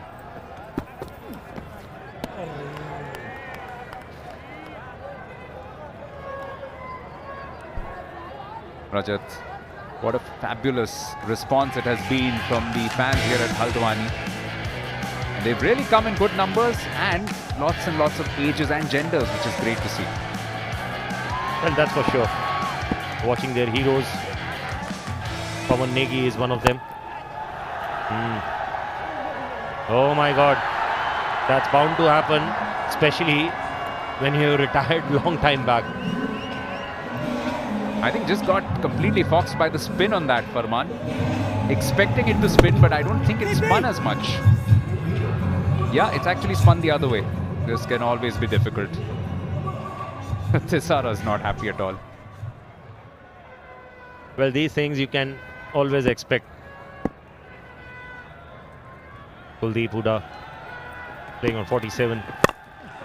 Playing a hard-hitting stroke. Will settle down a single. Tisara Pereira, a very experienced guy. He's one of the guys who had done wonders, especially for the Sri Lankan side.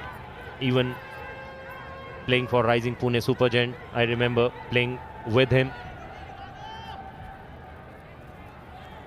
Up to 124 for 5. This is the 17th over. At some stage, I'm sure Anureet will be considered for that 4th and final over of his. In the air, but should be safe. Just a little wide of the fielder. Tikuge Prasanna there. So for the second time in successive balls, not quite able to time it as well as the batter wanted.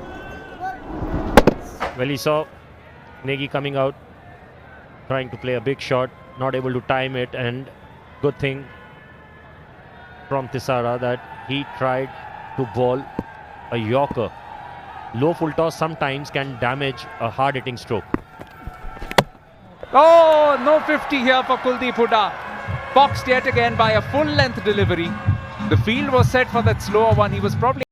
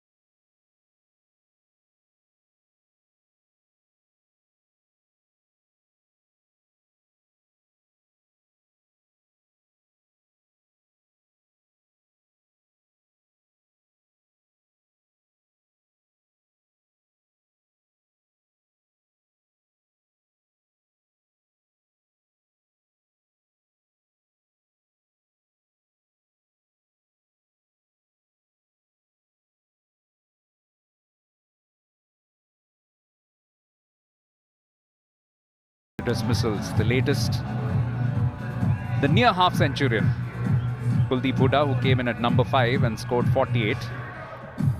Now the wicket-keeper batter, Amit Paunikar, has an easy job, just needs to rotate the strike as much as possible, can go for a few big shots himself, but if he gives Pawan Negi as much of the strike as possible in these last 3 overs, that'll be beneficial for the team. Yet again a good Yorker, but he will retain strike with a single, Paunikar. 17 bowled, 126 for 6.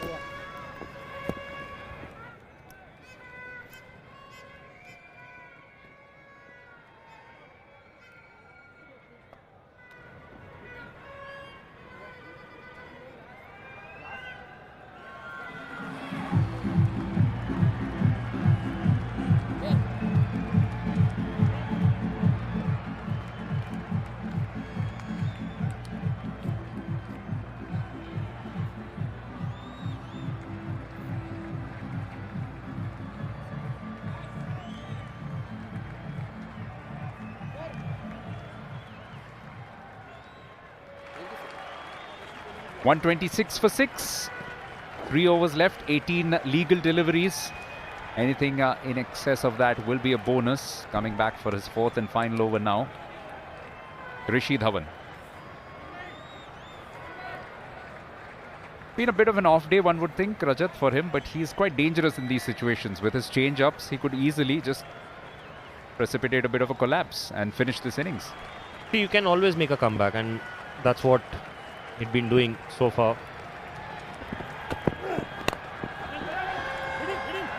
Throughout his career, he knows how to make a comeback. Especially, the first ball and the last ball, that after getting hit to the first ball, you always try to make a comeback the remaining part. Same goes when you are bowling your spell. First 2-3 overs might go against you, but you can make a comeback. How close was this? I suspect with a direct hit. No, quite safely home. Sensible getting Pawan Negi back. He's the set batter. He has to take on the onus now of scoring the majority of the runs.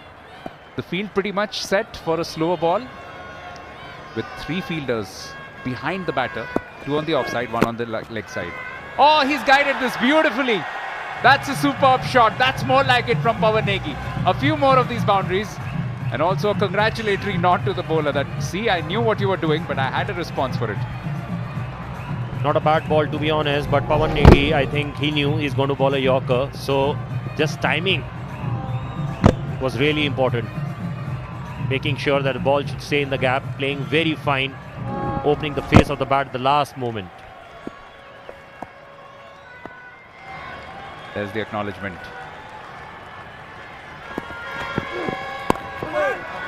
Oh, a little aerial and not great fielding there. Pawan Suyal on as a substitute. And interesting, they took the single. One would have thought Pawan Negi might want to try and farm the strike at this stage. So far, he has just played 15 balls. Especially in the death overs, the more he's going to play, he can damage the bowling department more. A feel for Amit also suggesting that Rishi is going to stick pretty much to his slow balls. Just loses direction. Quite a few extras today. Lots of wides bowled. Yeah, 16 extras. 12 wides. And on this kind of pitch, you cannot afford to bowl wide balls consistently, and that's what it happened so far. Rishi Dhawan, his figures, still 3 balls to go. It's none for 32. He wants to finish really well. Fabulous turnout today for a Thursday evening. Very encouraging as we build up towards the weekend.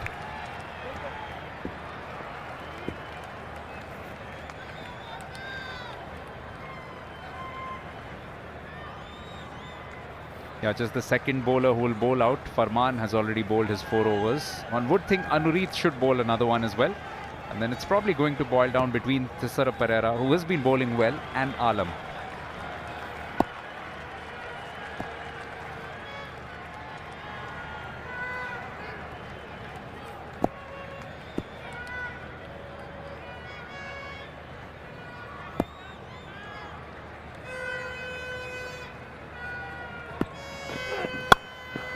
sliced. And all the way for 6. Oh, that's the Pahadi power on display from Pawan Negi. What say, Rajat? Well, very entertaining for the crowd, especially when you're a local guy. That's what Pawan Negi is doing, making sure that he should time the ball properly. Even though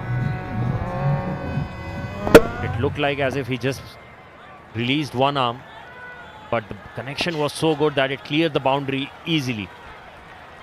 Yeah, definitely not one from the MCC coaching manual. But that's what T20 requires. Now this has been slapped away on the other side of the pitch. Massive over, eventually 20 of it. 146 for 6 after 18.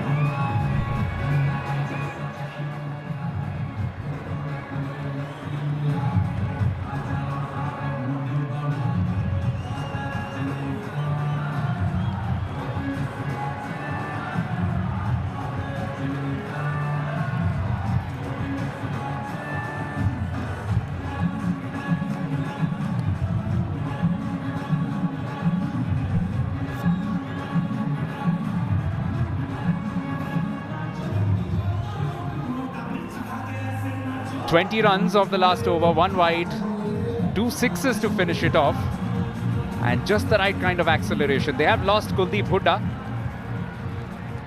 but despite that, this has been some great exhibition of hitting from Pawan Negi. Pure power. I think reading the mind of the bowler really fast. Rishi Dhawan was very expensive, 4 overs 45 on this kind of pitch, especially when you can ball cutters. Bowling Yorker and trying for those deliveries, I think something what he missed out. Anurit going for a Yorker, didn't time well, but keeping the ball in the gap is more important. Yeah, and this is exactly what the India Tigers want. They want runs from both ends. That boundary also brings up the 150. It was the winning target yesterday, winning score yesterday, beg your pardon. And with 11 balls to go, Tigers can actually get to that 160, 170 mark with ease, Rajat. That's very important. Few good overs and then you can turn the table around. And that's what Tigers are doing. Part played by Hooda. Then Negi. And especially, you know, if you are playing, you need to understand the condition. Anurit taking his time, getting hit on the first ball, bringing mid-off up, sending third man back. Might be trying the wide Yorkers or maybe slower one outside off stump. Oh, back of a length, pulled away, fielder there, almost carrying to him, and in the end, Sameullah Shinwari does actually quite well to prevent the boundary. But he's showing his hands towards the lights, so probably just lost it a little bit in those lights. But still able to save the boundary. That's what everybody started acknowledging his efforts. Anurit making sure what he's trying to do. 28 runs so far. Out of those 12 balls, 2 fours, 2 sixes, only 1 wicket fell down. That was Kuldeep Hooda, who got out to Tisara, scored 48. And this is great to see. A left-handed batter from India Tigers whose name is being chanted, and he's not Chris Gayle, it's Pawan Negi, Uttarakhand's very own. Batting deep in his crease. This has been chipped in the air, close to a fielder, taken as well. It's another wicket for Anurit Singh. Good catch by Chaturanga De Silva inside the circle. It's good planning from the bowler, good execution as well, and a big wicket. Well, Anurit knew what he has to do against Negi. Every time Negi was playing a big shot, he was trying to make a room, and Anurit making sure just bowling towards his legs, bowling a Yorker, and it again worked for Anurit. Good inning by Negi, scored 41. It's 151 for 7.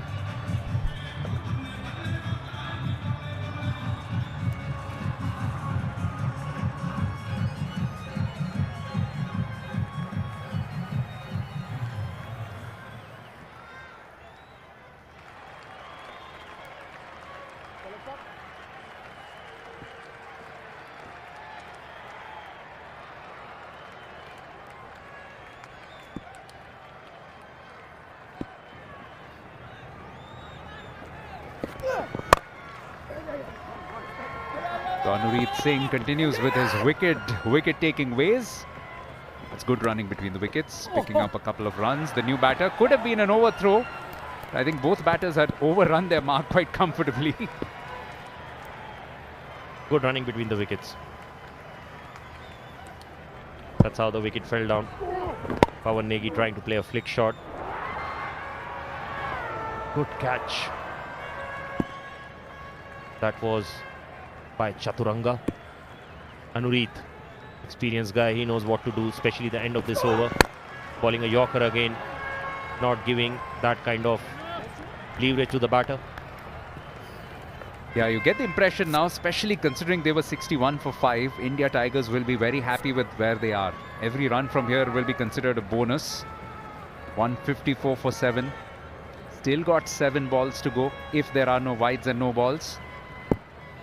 They could still come back into this, especially with the ball, because they've got a fairly decent bowling attack themselves, the Tigers. 8 of this over so far, flicked away all the way for 6. Bhavnikar turns on the screws right with 1 ball to go in the penultimate over, 160 for 7.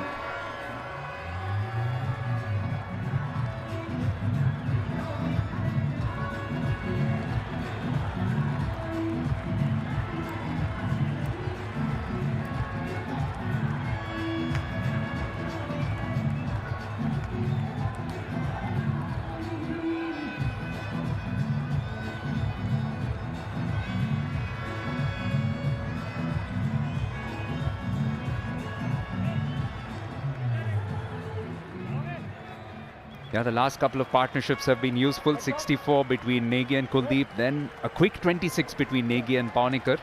And now Pavnikar and Ganegama looking to turn on the screw. So the last over won't be bowled by Tisara Pereira. Instead, they've gone back to Aftab Alam. But this is the shot which brought up the 160, Rajat. Missed that Yorker. And I think that's what any tail-ender would expect, especially in the death overs, what a bowler would go for. How the dugout was feeling during the power play and how they are feeling the end of the overs is completely the opposite.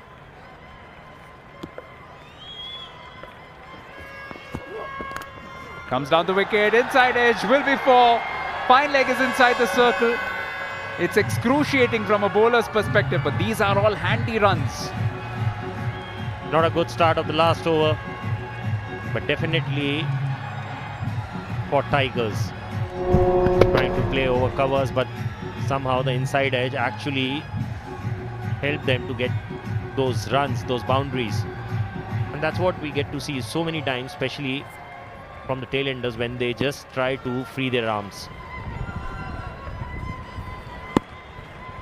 61 of the last 30 balls. They were 109 for 5 at the 15 over mark. So from there, it's been a remarkable recovery. And they'll be quite pleased with the way that things have gone. And especially the kind of innings that this young man played. Relatively young man. 3 fours, 3 sixes. From 18 balls, scoring 41. Making sure whenever those boundaries were required. And he played his whole inning according to his strength.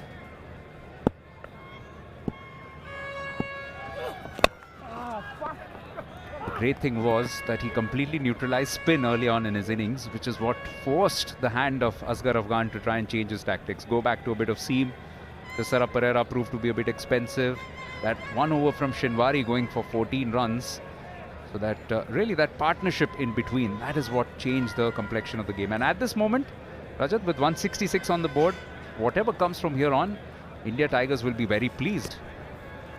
I think this total they should be happy with, because that's what Dilshan said. They have 6 bowlers, so they were very confident about the bowling department.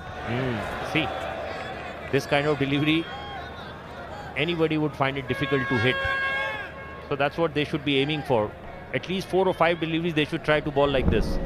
Then they can go for a Yorker or for something else, just to surprise the batter. It's actually good skill, because that was a bit of a side spinning slower ball. So really a moon ball. It was just literally floated up there, and that's why he completely deceived him. Danegama anyway a late order batter. This is way down the leg side. Great take from Mustard yet again. Mustard, he must be tired, jumping here and there, trying to stop each and every extra delivery, especially those wides where he has to stretch and jump towards left or right side.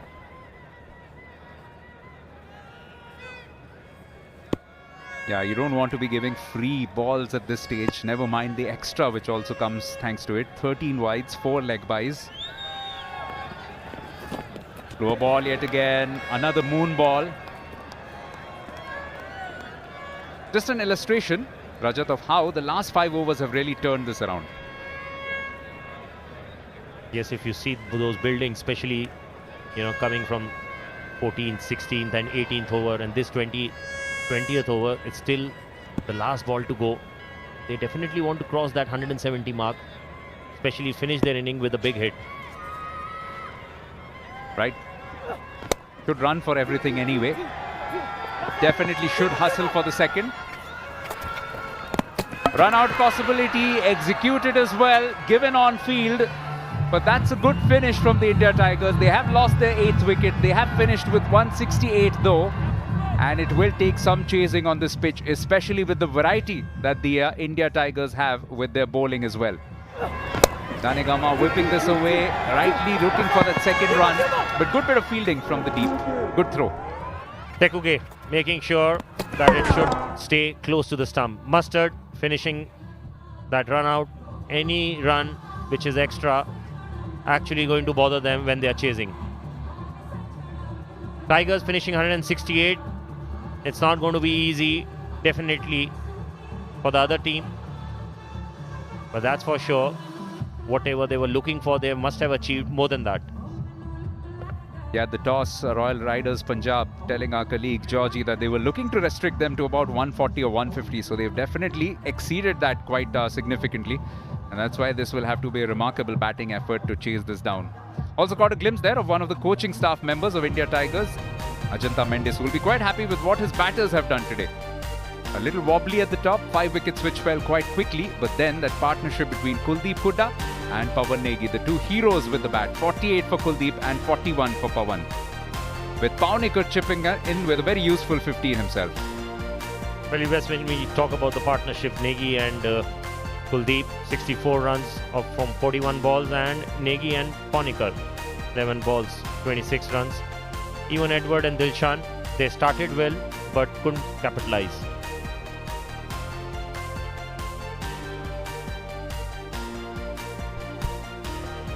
Yeah, 169 is what will be required.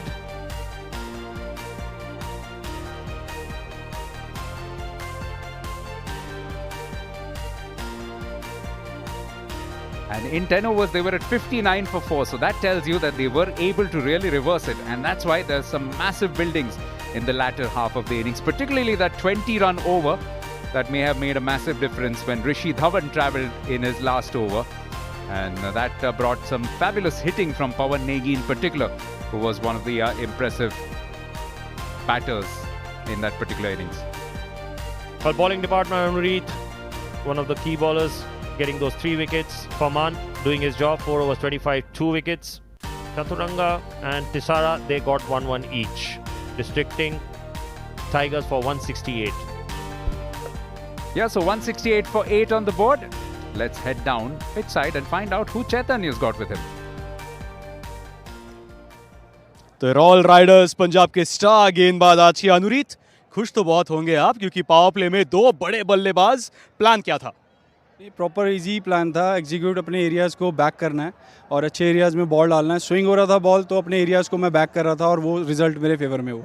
आपके वो पहले overs के 2 wicket की अगर बात करें, Edwards और दिलशान, क्या हमेशा से प्लान था कि स्टंप टू स्टंप गेंदबाजी करनी है? नहीं, बिल्कुल। इस विकेट पे देखा जाए तो स्टंप टू स्टंप जो विकेट पे बॉल डालेंगे तो वो थोड़ा रुक के भी आ रहा था, स्टिक हो रहा था बॉल, तो वो प्लान जो सोचा था वो एग्जीक्यूट किया था, वो फेवर में चला मेरा। सबसे बड़ा विकेट आपके लिए कौन सा था तीनों में से?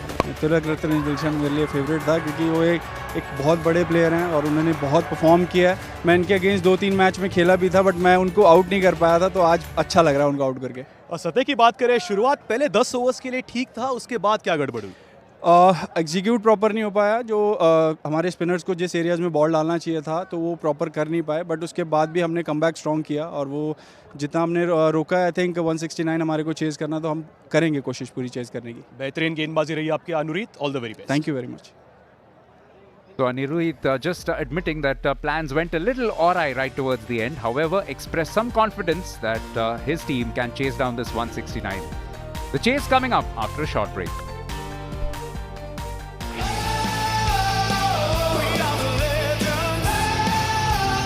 Gone! Oh, what a delivery!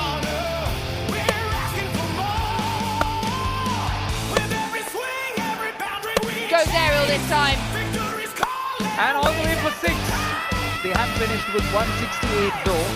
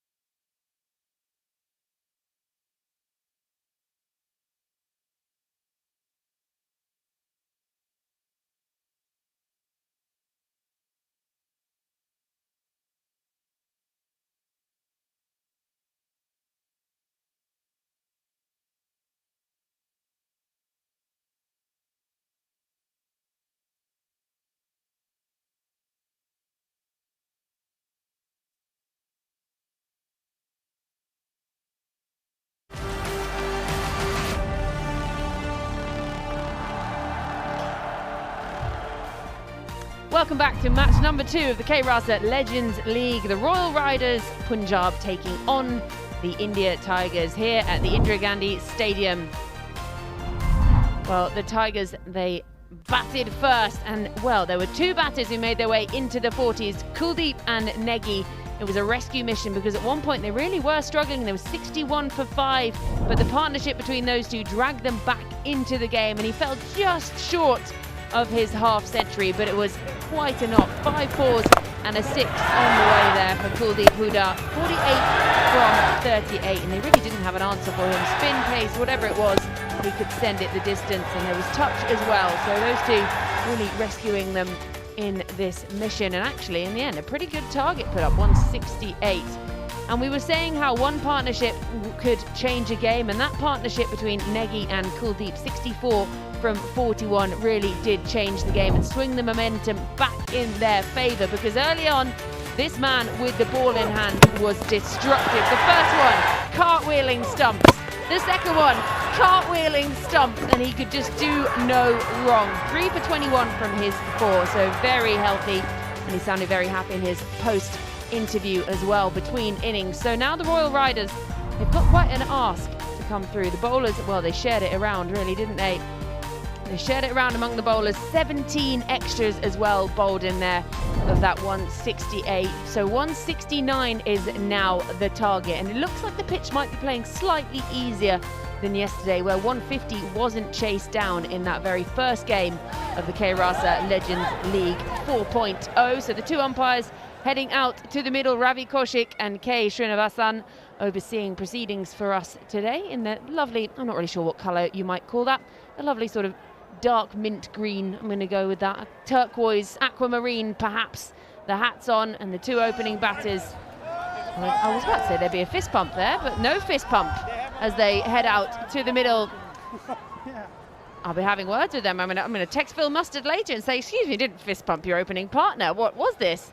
He's obviously too tired. He was very busy behind the stumps today. So 169, that target. What do you make of it? Big ask for sure. And that's when the role of the openers is going to be extremely crucial. Phil Mustard, Mohammad Shahzad, both of them. We spoke of the fist bump. Maybe no communications required. We won't be seeing a lot of singles and doubles being taken. They believe in going for the big ones, and there we go. Tilakaratne Dilshan knows these two batters. They've played a lot of international cricket together. They've played a lot of Legends Leagues together as well, in the same team, at times in opposite teams.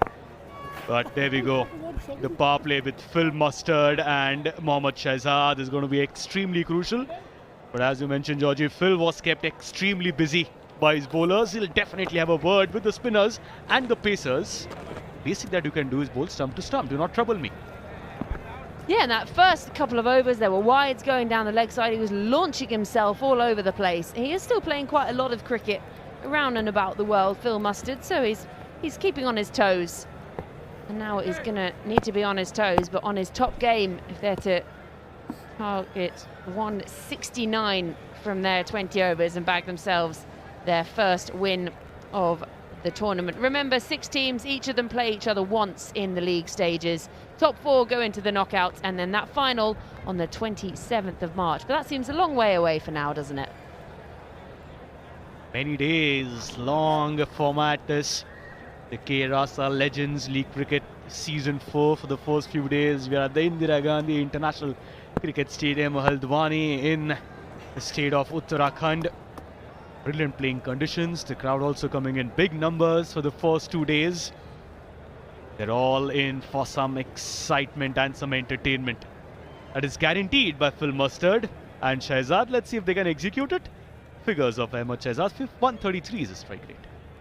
Yeah, pretty healthy that one. A best of unbeaten 118. He's got 200s across his T20 career, so he'd be pretty pleased with that one. And keeping him company at the other end, the Colonel, Phil Mustard, 180 innings, over 4,000 runs, and that strike rate also healthy enough, 122.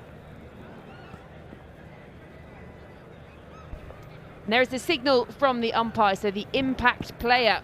Out goes Kuldeep Hooda. He's done his bit for the day.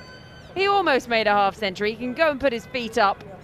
It was a game-changing, and then Shadab Jakati comes out to replace him. So he's had to sit and watch for the first half of the game, and now he's got to switch on and join the party.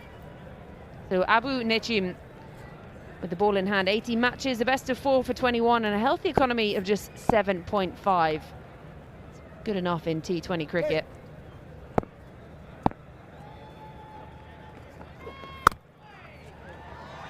Runs straight away, reaches for it, and open the account with a boundary. Typical Mohammad Shahzad style, stand and deliver. First ball, no movement of the feet. Why? He always says that the result is what matters. In the gap, no chance for the fielders there. First ball, a solid start, a positive start in the chase for the Royal Riders Punjab off the mark with the boundary.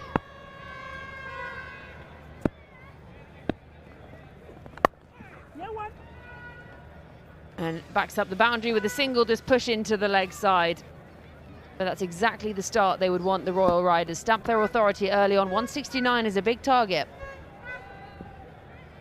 It was fun watching these two batters, Shehzad and Mustard. But there we go, the first ball in the chase, the target of 169. And that's the kind of start that you want from your opener. We're attacking genuine, aggressive batters. Asghar Khan, the captain, is happy with that. Let's hope that he's fit. And it'll be even more exciting for the crowd if he comes into bat. Solid from the Colonel. No room on offer. Abu Nachim realizing the mistake he committed in the first ball that he bowled. Room given. And there was the 4. Those are called dead bugs in Pilates. That's my insight for you. It's good for the deep core. It's even harder if you hold a weight while you do it. There you go. Every day's a school day. Wonder if we're seeing Pilates here. It's just getting fit, maybe a little niggle. Good for the knowledge there, Georgie.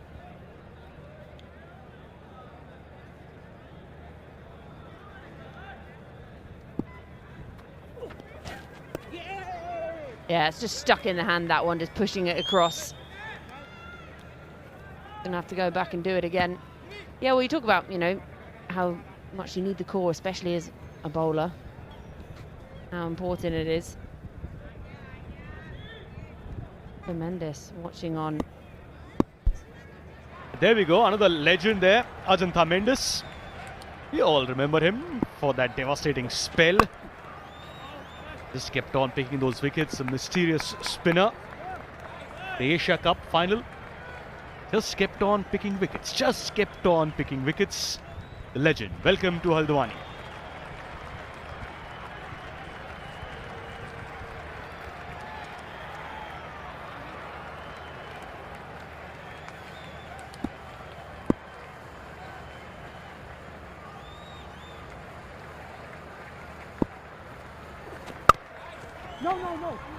Won't get this one through the infield, so a dot to end the over. A good response in the end. 1 gone, 6 for none.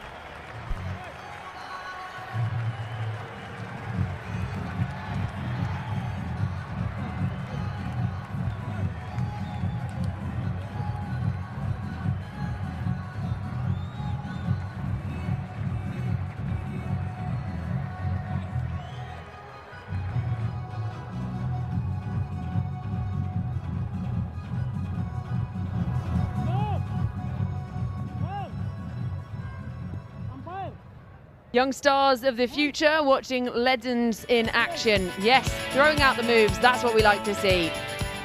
And putting us to shame. Maybe on the golf commentary we can have a little dance off as well, but it's all about the vibes, bringing the vibes here in Haldwani, and that's what's so exciting with the K Raza Legends League, bringing these legends to all parts of India as well. And some real youngsters getting to have a late bedtime tonight. One of those things, when you're young, it's a punishment to be sent to bed early, and when you get old, you think all I want to do is go to bed early. Previous over, you spoke of Pilates, but this was pure Bollywood-style freestyle dance. All the spectators here. Akalanka Ganagama bowled the second one. 30 wickets in his T20 career, economy of 7.8, the best of 4 for 13. Big challenge.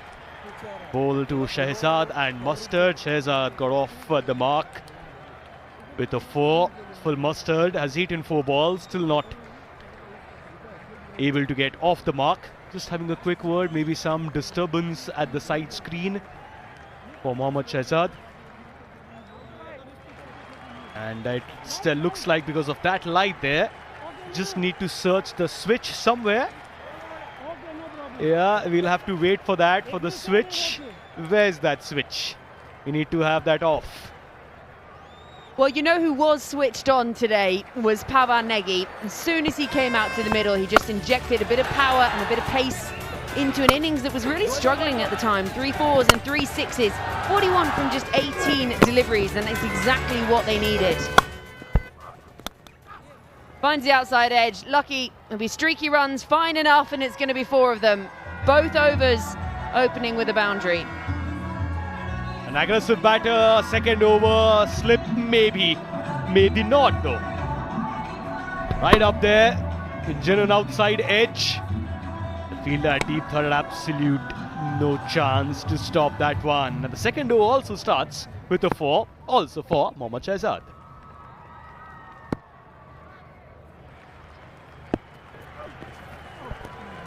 He's given that the big heave-ho, hasn't he? I think that's what you call all swing, no ding.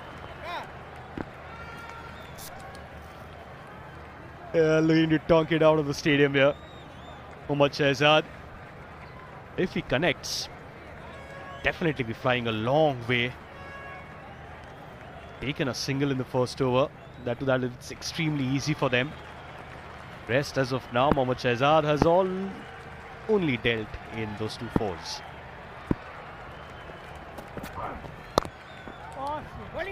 It's an unorthodox looking shot. I think he sort of just lost the bat in his hand a little bit and rolled his wrists over.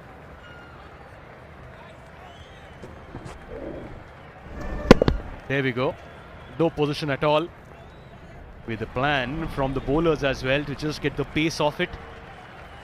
First ball, Mohammad Shahzad in the chase. There was pace firmly cut.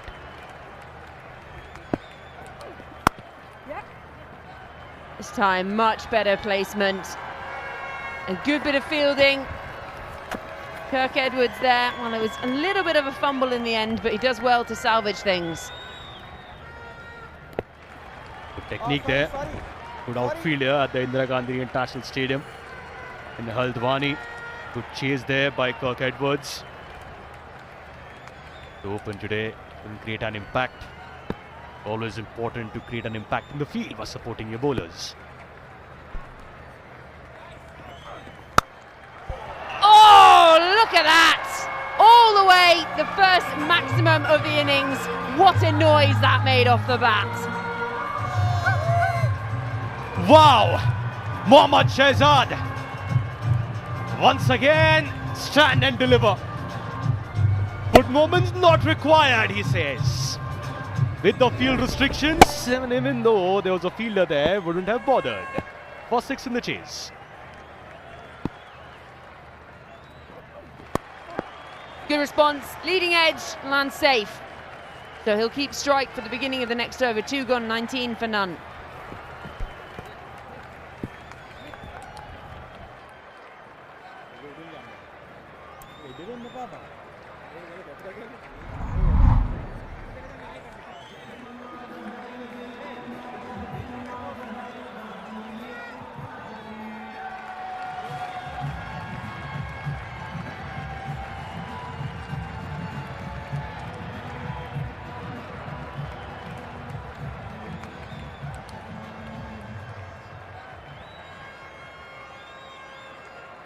Well, it's a partnership, but you do need 2 for a partnership. But at the moment, Shahzad has scored all of it. And he looks to heave this one leg side as well. It's that bottom edge.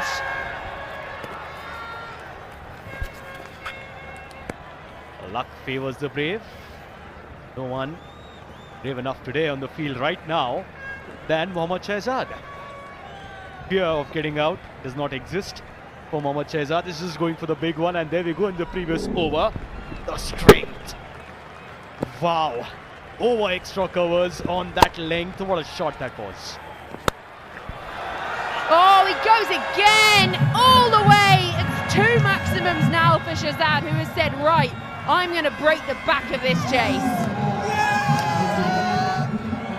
Comes down the track now. 1, 2, 3, and the result is a 6. There we go again. He decided that there's where he's going, and that's where the ball is going as well. Oh, long on, 6 runs. Gives himself room this time, well bowled.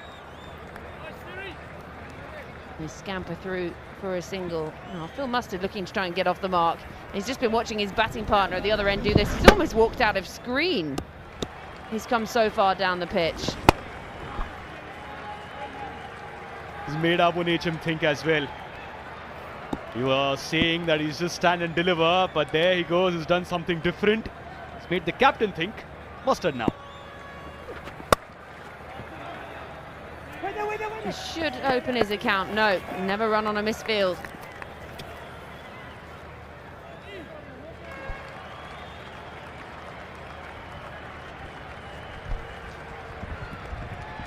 Alright now, Phil Mustard, the colonel. He's too tired after wicket keeping. Bowlers troubled him a lot. 5 balls yet to get off the mark. It's a streaky singles, good running. Set off like a rat out of a trap, didn't he? Doing some things that are unexpected. Jeevan Mendes, the fielder. All smiles everywhere. The legends, retired players we mentioned about. Shahzad and Mustard not being interested in those cheeky singles or those quick ones. Tilakaratne Dilshan still has high standards that he set for himself. Wasn't happy with that.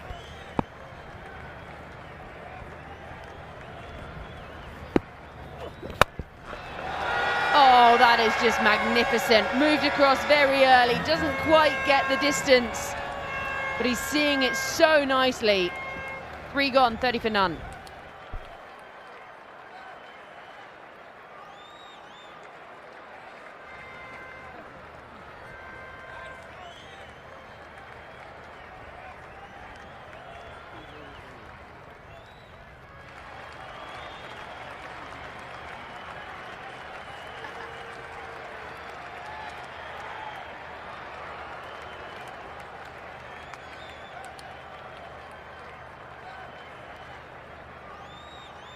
So 3 overs gone, healthy start this, going at 10 and over. Required is 8.18. Shahzad very much doing the heavy lifting, 28 from the 12 that he's faced. Shoelaces have been tied. I love seeing oppositions tie shoelaces because I would just tie them together. Sumit Singh comes into the attack with the ball. 44 matches, best of 3 for 15. And again, a healthy enough economy rate. Oh, get my words out. Starts with the slower ball, well kept out. Tilakaratne Dilshan realizing the importance of wicket now. They have to break this opening partnership.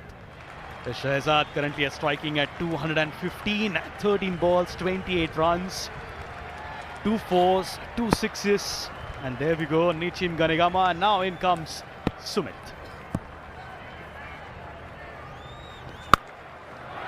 Oh, that has gone all the way again. Dispatched beyond the boundary for his 3rd maximum. Is in the slot, in his arc. A perfect swing. There we go. Wow. He keeps striking that all day long, all evening. If Sumit is going to pitch it there, that's going to be the result.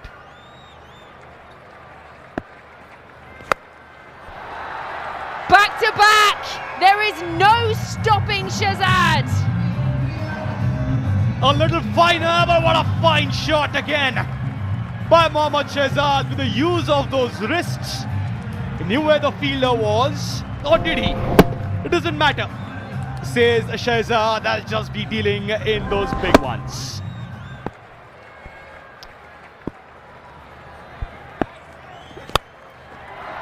This time inside out. It won't be 6, but it'll be 4.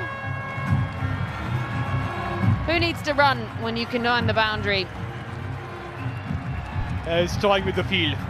The bowling change hasn't worked so far for Tilakaratne Dilshan. Sumit has come in, a dot ball to start with, but then the story has been 6, 6 and 4. No change in the field, still 2 fielders on the leg side boundary. Sometimes things just go your way. You play your bat at it, you find an outside edge, thick enough, 4 more, brings up the 50. Shahzad moves on to 48. 50 partnership from 24 balls, and Shahzad has 48 of them. They've raced to the half century.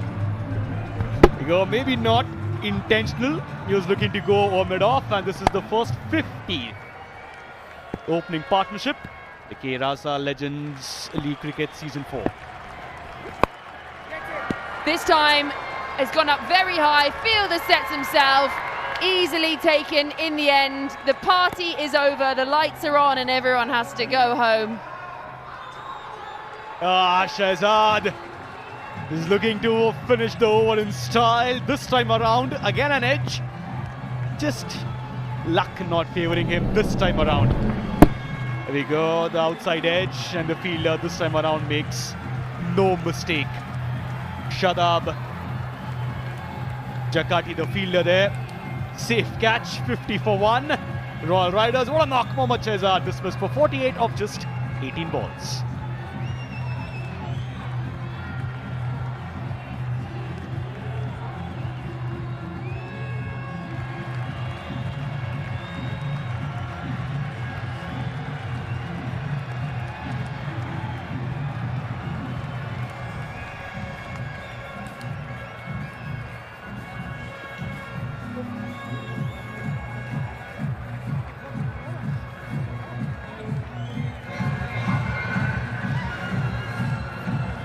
Yeah, you can go put your feet up now.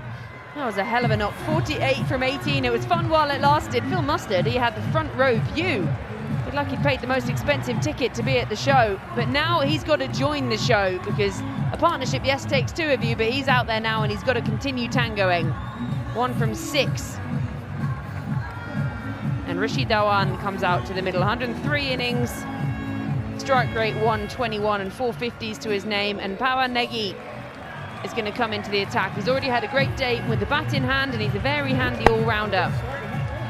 First wicket to go down. There had been a few before that. He'd had a swing, found enough of it, but this one, Jakati makes no mistake.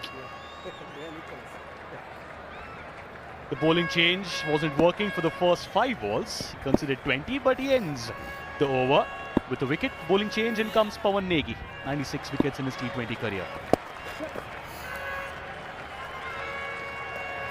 Happy to just push this into the onside to start the over. It was astonishing. The Shehzad storm. It just came to the middle and just caused chaos from ball 1, really. Just dispatching it to all parts. 48 from 18. 4 fours and 4 sixes on the way. Just no answer for him. Moved his feet nicely, gave himself room, and at times didn't need to move his feet at all and got enough bat on it to send it all the way anyway. The required run rate now at 7.45. They're scoring at 12.2. They just have to mention of Mohammad Shehzad. He was the only one scoring. Now this time around, what a start! Rishi Dhawan is continuing where Mohammad Shehzad left off. First ball off the mark with the boundary. Yeah, a bit of magic again, isn't it? The left armour coming round the wicket, just on the half volley, down on one knee, stand and deliver, gets off the mark with a boundary. Phil Mustard must just think, whoever comes and I partner with, I just watch them hit boundaries from the other end. Yeah, good response that from Negi. Happy to just push it through for a single. 2 good all-rounders against each other. Pawan Negi versus Rishi Dhawan. But now, what's the role for Phil Mustard here? 7 balls, he's just scored 2 runs. 2 singles. Run rate, the current run rate, they're going at 12.4. Required run rate at 7.2, and there is the offer now for Phil Mustard to go big against the left-arm spinner. Not one he'll want to watch back again, that Pawan Negi. For a moment, Mustard thought about it. Digs it out nicely, beautifully played. Placement from Phil Mustard, and he finds his first boundary of the day. There's a deep square and a deep mid-wicket fielder. So that shot was always on. There was an invite there by Pawan Negi, maybe expecting him to play a little finer. Phil Mustard has enough experience to know exactly where the fielders are. Perfectly played. That's his first 4. Helped his confidence for sure.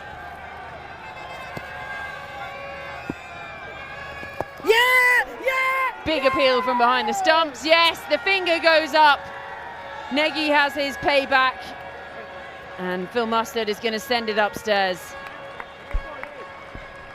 He's immediately taken the review. A reply by Pawan Negi after getting hit for 4. Comes back. It's over to the TV umpire now. Could be a big one. Non-field decision is out. The review taken. Original decision was out. The review taken by Phil Mustard.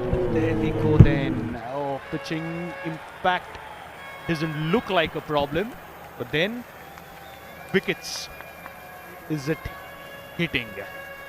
Just hitting is also fine. Umpire's call will also be fine. Yeah, it looks like it could be just a little more than umpire's call.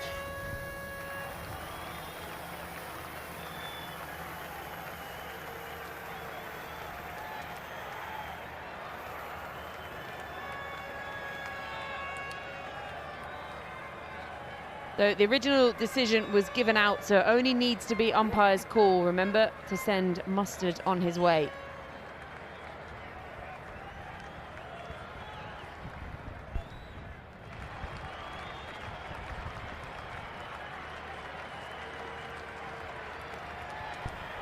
Yeah, Nick Sent showing us no bat involved there. The big spikes as it hits his pad.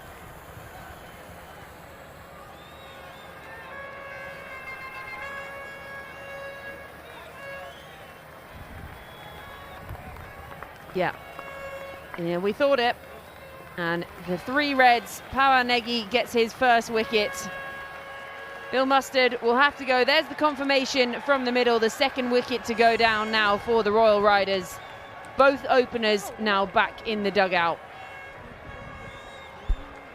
Been a good day for Pawan Negi. Not the best for Phil Mustard though. Dismissed for 6. Royal Riders are 61 for 2.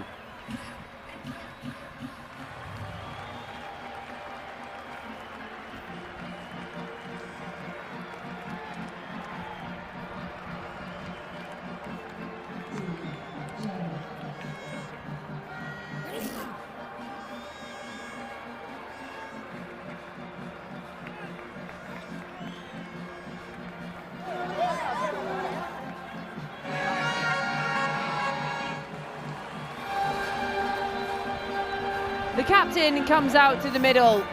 Coordinated gloves for pads, no helmet. Ashgar Afghan, 13 50s to his name across his 114 innings. Last ball from Pawan Negi.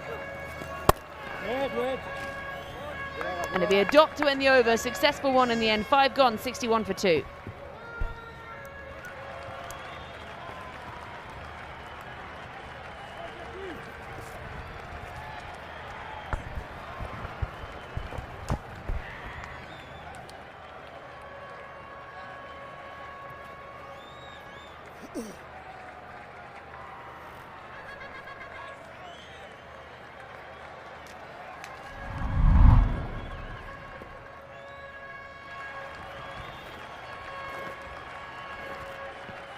Five overs, 61 for 2. Royal Riders Punjab, what a start that was from Mohammad Shahzad. 18 balls, 48. Phil Mustard just dismissed. All he could score was 6. Sort of 61. It's been 48 runs for Mohammad Shahzad. It's been a show for Mohammad Shahzad and off Mohammad Shahzad today as of now. Hit 2 left arm spinners, impactful. There was Pawan Negi and now comes the impact player Shadab Jakati. 73 wickets for him. Played the IPL, played those big matches, big moment player. Talking of a big moment player, joined by Rajat Bhatia in the combox. Thanks a lot. That could have been very close. Royal Riders still need 108 runs, 89 balls to go.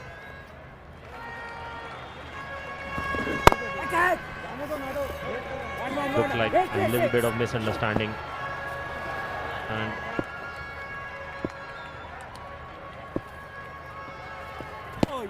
you could see the turn. You could see the turn, and I think that's what it's all about. How consistently you can bowl here. You don't have to try many things. You have to just keep bowling here. It's going to make things difficult for Royal Riders. We have seen bowlers celebrate after a wicket, but this time around Shadab was celebrating after that turn and after he beat the batter. This time around going on the back foot, Rishi Dhawan safely negated. He'll get 2 for that. Good fielding by Edwards, making sure to stop the ball just before the line. Jakati, very experienced guy. He knows what he has to do. Changing the field, keeping an extra fielder on the offside. One of the reasons when you are bowling a little slow, you can take a chance by putting one extra man to the offside. Oh, yes. Oh, no bounce on the offer at all. Outside the off stump as well. We'll have a look at that one, the big one. Phil Mustard just wasn't striking well today, Rajat. Well, yes, sometimes it gets difficult actually, especially on this kind of pitch. When you come in, you take your time, but still, sometimes positive way of playing can make things a little different for you. That's what Shahzad did. The last row of the power play. Nechim, Ganegama, Sumit, but then came Pawan Negi. Sumit and Negi have picked up a wicket each. Last row of the power play, Shadab Jakati. Tossed up, inviting the batter, accepted by Rishi Dhawan. Gets 4.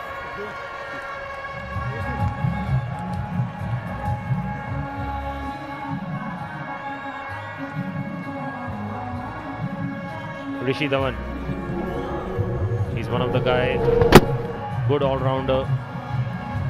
Not that kind of connection what Rishi wanted, but still in the gap. Once it crosses the 30-yard circle, it flies towards the boundary.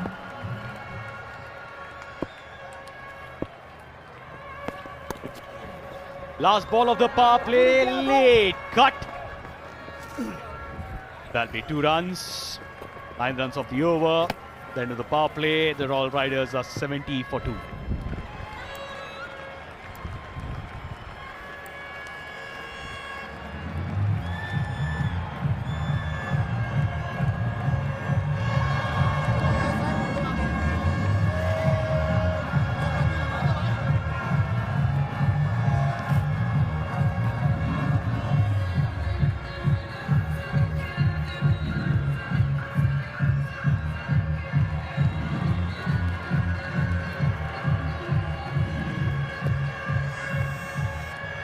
Comparison. Oh, there's no comparison.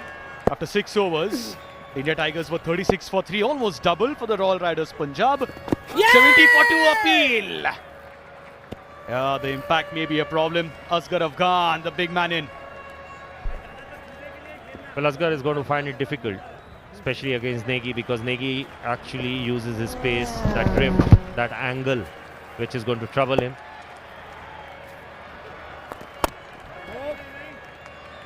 Looking for that gap, still not getting it. Those dot balls can always create that kind of pressure where you try to go for a big shot and lose your crucial wicket. Yes, see that, you can see that turn. It's not the every ball which is turning, it's just the space what Negi is using. This ball was slow in the air. That's one of the reasons why the ball turned. Nicely tossed up. This is exciting stuff from Pawan Negi. He was brilliant with the bat in hand. Has been impactful so far with the ball in hand as well. Oh, there we go. Easily on the back foot. He'll get a run. But slowly, the run rate is coming down now. It used to be 12 runs which were coming, especially after that Shahzad inning. But now the required run rate is going up.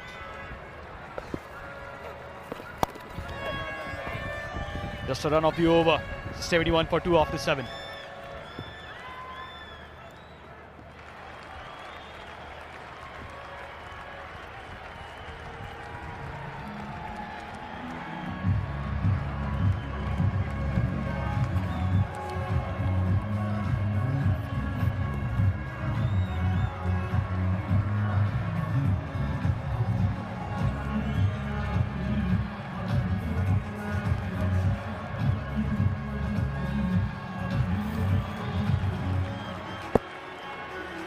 The Indira Gandhi International Cricket Stadium, Haldwani, Uttarakhand. Location for the first few matches of the K Raza Legends League Cricket Season 4. Another left arm spinner. legend Samit Patel comes in. Rajat, now they have 3 proper, impactful left-arm spinners. See, that's what Dilshan said during the toss, that they've got 6 bowlers, so they don't mind batting first. Now they have got some score on the board. They can always make a comeback. The only thing you have to do, you have to just ball in right areas. Yeah, this is a better ball. Rishi Dhawan. He's one of the guys who's going to play towards third man, towards fine leg. Because the pitch seems to be a little slow, I think fielders to the third man and point, they can always stand little up. All the legends here. It's the 4th season of the K. Raza Legends League Cricket, famously known as LLC. All the legends here. Hashtag boss logo ka game. This game belongs to the boss. All the bosses of the game. The LLC, it's famously known as the Legends League Cricket Season 4. And the boss today has been the opener for the Royal Riders. What a knock from Mohammad Shahzad there was. Because if we speak of the Royal Riders, it's just been the Shahzad show. Nobody else has been able to contribute so far. See, that's because of the positive intent, and especially with the ball staying new, you can always put that kind of pressure towards the bowler. But once the spinners are on, you have to use your feet, especially like this, so that you can deliver these kind of shots outside the ground. Yeah, finally, Asghar Afghan, the release shot. He's not fit, a little injured, not 100%, but still gets the maximum. Stepping out, making sure that he stays very close towards the pitch of the ball. Yeah, Asghar Afghan realizing that. But we'll have a look at that again. Big one. He's not comfortable, but the power he generated, even though, was enough to clear the boundary. A little quicker, 8 runs of the over. Up to 8, the Royal Riders are 79 for 2.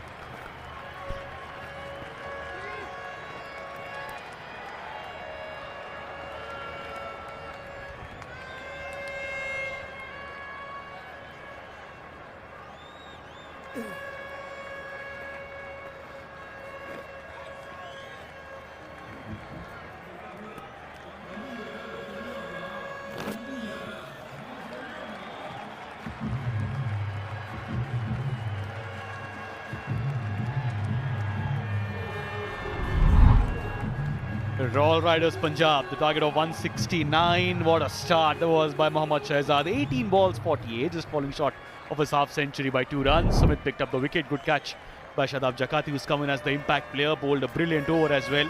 Just 9 runs that he's conceded. For Negi as well, the 2 overs that he's bowled, he's picked up a wicket. Lakaratne Dilshan also will be seeing him bowl, but as of now, with Rishi and Asghar, the 2 right-handers, and Asghar Afghan doesn't look to be 100% fit, but what a knock this was. Lit the evening. Mohammad Shahzad got off the mark with a 4, perfectly timed. After that, it was clinical. Big hitting, power on display by Mohammad Shahzad. Entertaining for all, and as Rajat you mentioned, the difference between him and the other batters has been the intent. See, that's what required, especially when a score like this, which you are chasing, is something what you can always think about how you can perform during the power play. And that's what Shahzad was thinking about. Jakati bowling slow in the air, trying to turn the ball. You can easily make out these kind of deliveries.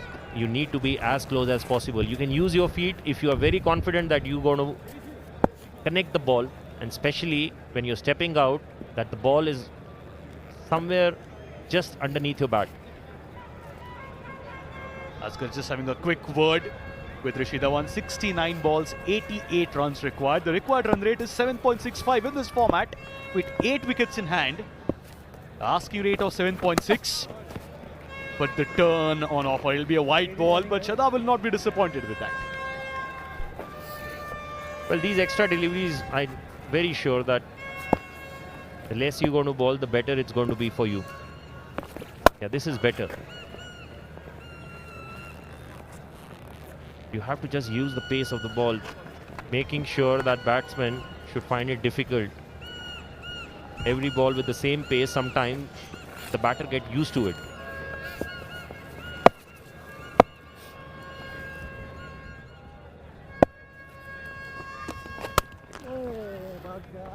Yeah, he's not 100%.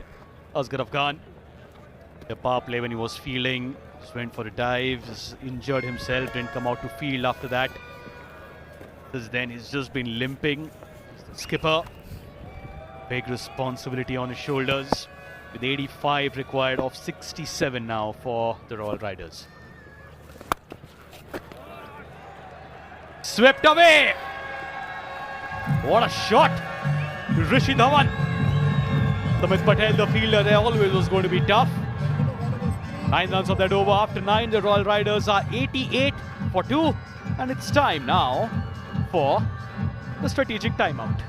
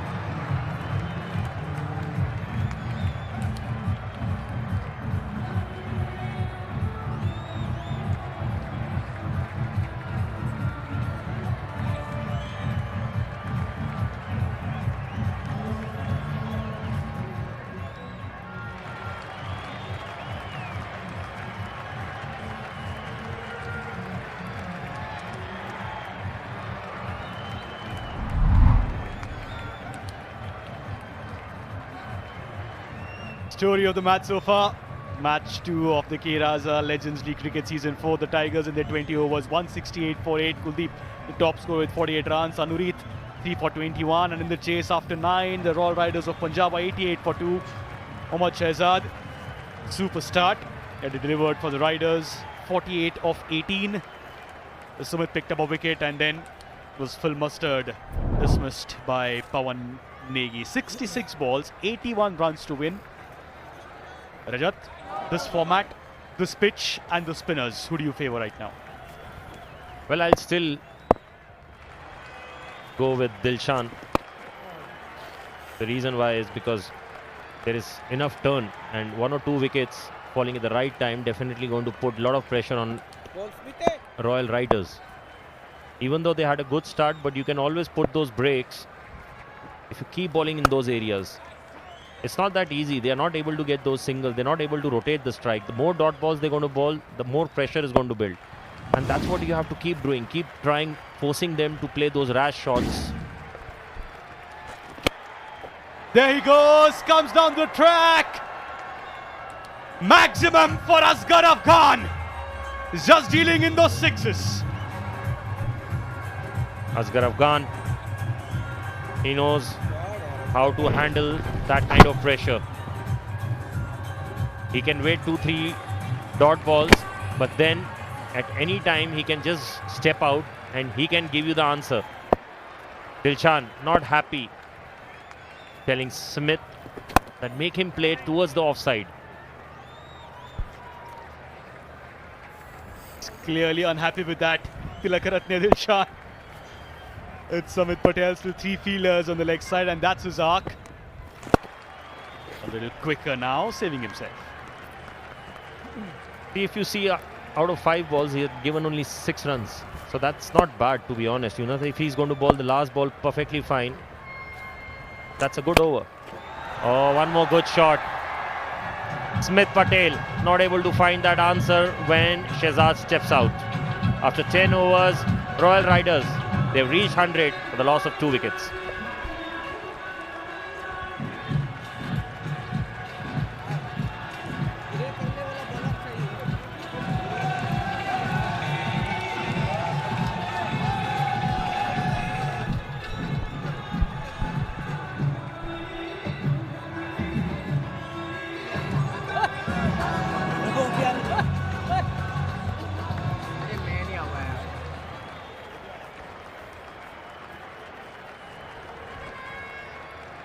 Exactly 100 on the board after 10. So going at 10 and over, very happy at the moment.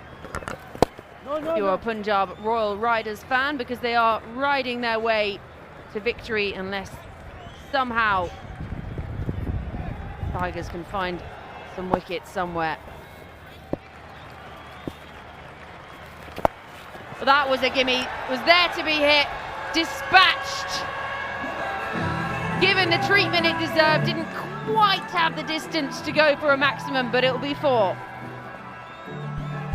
Well, Jagati, he's feeling that pressure. Not able to pitch the ball. Might have tried a little slow ball, which just came out from his hand. And that's what is required right now. Few good shots. Yeah! Oh, that could be close. They have to be very sure that hit the pad first. They can take a chance. They have got few reviews left. Yeah, it's a really good response, that from Ducati. Just darting this one in right at the toes. And he does well to get his bat down on it. And then finds that little bit of flight, a little bit of turn. He has got all of the sweets in the bag. But they're not able to bowl consistently on one spot. They have to just read the batter. It's not going to be easy for riders, especially if you keep bowling on the right areas. And that's the thing, they've got the sweets in the bag, but the problem is the bag is a bag of licorice all sorts, so it's sort of, you're not really sure what's going to come out. He had a great day with the ball in hand. He knew exactly what he was doing.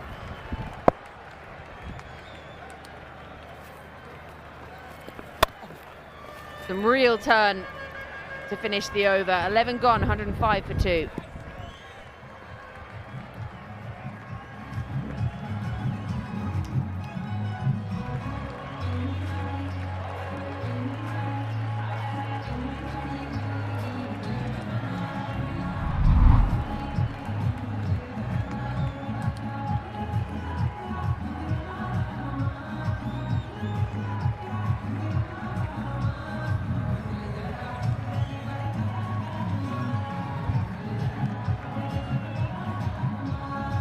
It's an interesting graphic to look at, that one. If you look at the 50 partnership up the top, 48 of those were Shehzad, who just set this off like an absolute gunpowder up the top of this innings. And that sort of broke the back of the chase. And now the Royal Riders looking pretty comfy. And look at that from Ashkar Afghan, smashing 6s, 3 of them from the captain. And that, the biggest of the lot. Stand and deliver and just watched it soar. And the crowd are absolutely loving it. Asghar played 20 balls. You could see those 3 big 6s. From these 20 balls, he played 13 dot balls. So you can easily make out that even after playing the dot balls, he had this confidence that if he steps out, he can hit a big 6. Mendes. Dilshan took a chance with Mendes now. The only hope who can give them a wicket right now. Yeah, finding a bit of turn straight away. Again, looking to launch that into the leg side. Go back and start that one again. False start. He's very quick. Yeah! Yeah! Big appeal from behind the stumps. Only the keeper interested. Mendes himself not even appealing. Dilshan, he wanted to go for it. Everybody thought that it was pad first, then bat. Let's see what the third umpire is going to make out.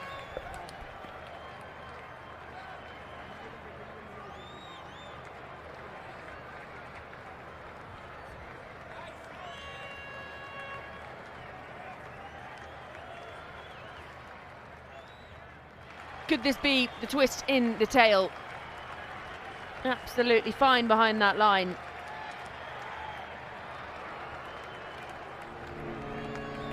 Revolutions as well. Did it straighten enough? Oh, look at that. Umpire has to see this replay at least 2-3 times just to make sure. Looked like at the last moment the bat came down.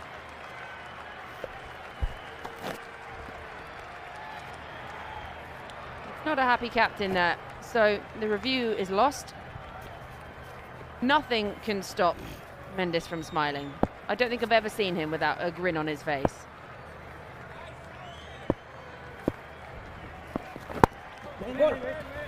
Again, well bowled.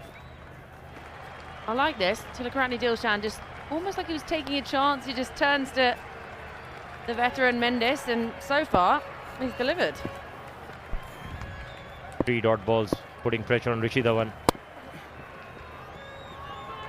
That's what it's happening right now. Either a dot ball is coming or a big boundary. Especially with Shahzad, who is finding it difficult. Especially with Asghar. He's finding it difficult actually to run. So either he's playing a dot ball or going for a big shot. This time doesn't quite get a hold of it. It's the Chris Gayle school of batting, isn't it? Just boundary, well, that's it really. 49 balls, 62 required. Royal Riders, they will try their best to come as close as possible to the target. After 12 overs, it's 107 for 2.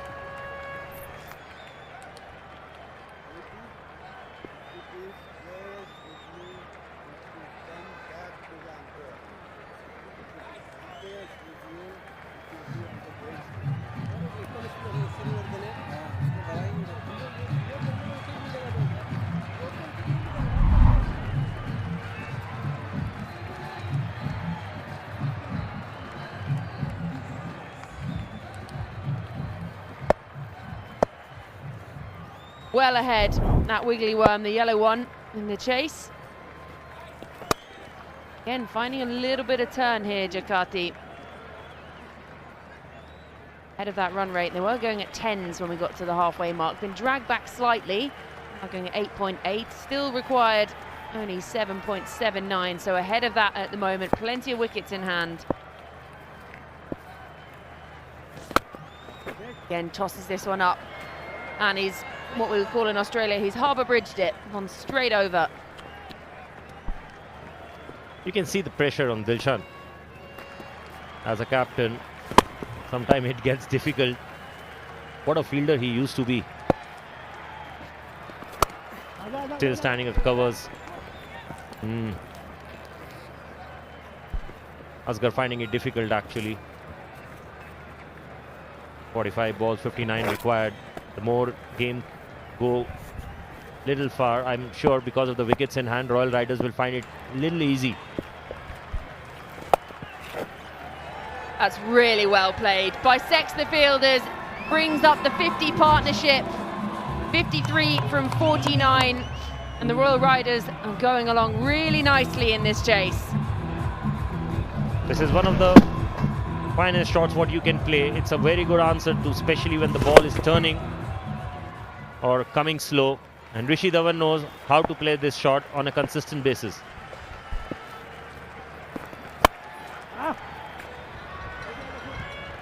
Two fielders converge this time. It was all set up by that early on partnership, wasn't it? Up the top, and now 54 from 50, shared nicely between these two. Ashgar and Rishi both playing their part. Holds the pose. So it should just be a single to end the over. 13 gone, 116 for 2.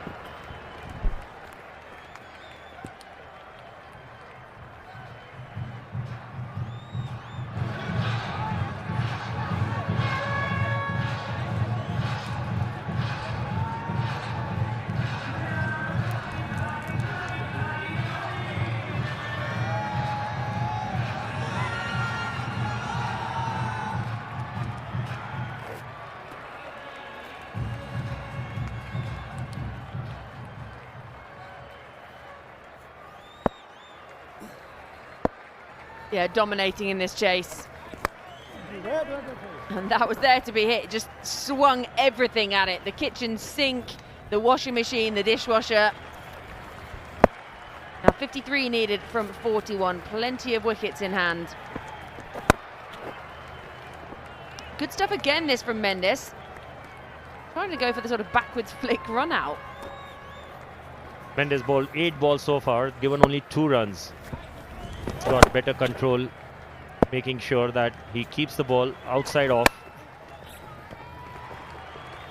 Bowling those dot balls is not going to be easy actually, especially when both the batters look set. If you spend little time on this pitch, you can understand how to play, how to use your feet, especially the ball which is turning, keeping your pressure under control.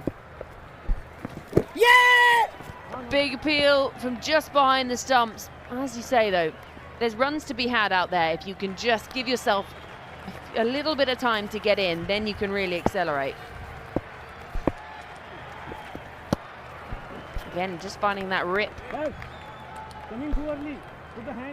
Mendes, the way he's turning the ball, it looked like as if he knows what he can do right now. Better control. With that kind of control, it's not that easy actually, but this time he's keeping the ball short, and Rishi Dhawan just took advantage. After those few dot balls, Mendes just lost that kind of plot. After 14 overs, 121 for 2.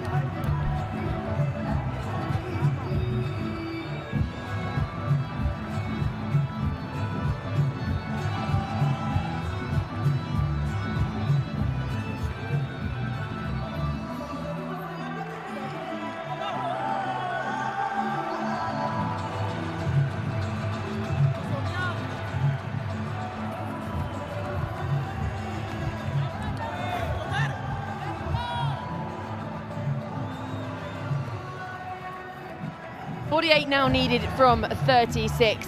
Very comfortable partnership set out in the middle. 60 from 57. Ashgar, he doesn't look very comfortable with his running, but that's all he needs to do at the moment is hit boundaries. He's hit 3 sixes on his way to his 27.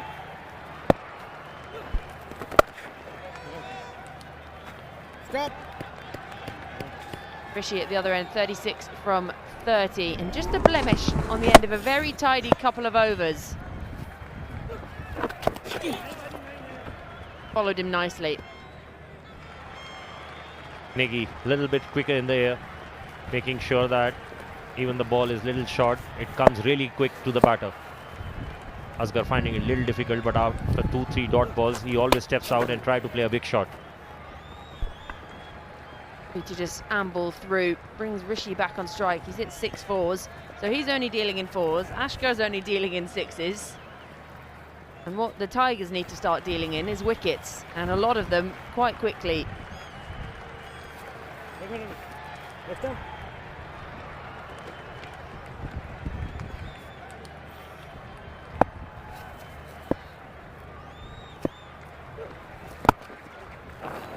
Nicely dug out.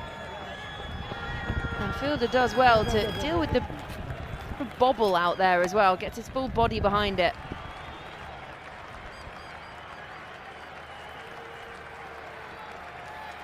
Well, when you know that Asghar is limping, then you just have to just stop the ball and throw. That's what it's required. Keeping the ball away from the batter. This time Asghar stepped out, but he completely missed it. Yeah, this is being sent upstairs, this one. So, decision pending, but they look pretty confident, that Tigers side, and it's exactly what they needed. Ashgar using his feet, coming down the pitch to Nagy, who is having a sensational day, was great with the bat. Already picked up 1 wicket. Could well have another, and a very big one at that. Yeah, absolutely fine on that line, unsurprisingly.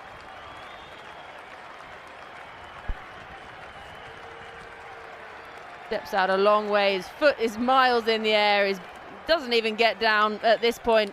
Yeah, I think you can quite clearly say that he's going to have to head back to the dugout and probably to see the physio.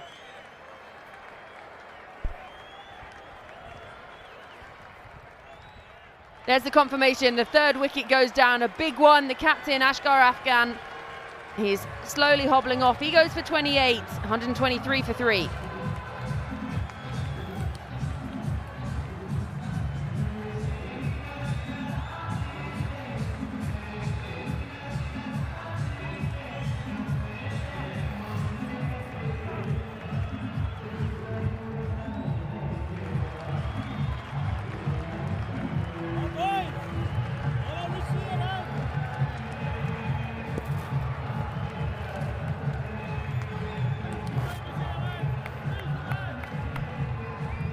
Yeah, it doesn't look very comfortable, does he there, the captain Ashgar Afghan, but a great knock, 28 from 31, and in the end bamboozled by Pavan Negi. A long way out of his crease, looking to hoik it back over Negi's head. Quick work behind the stumps as well from Panikar.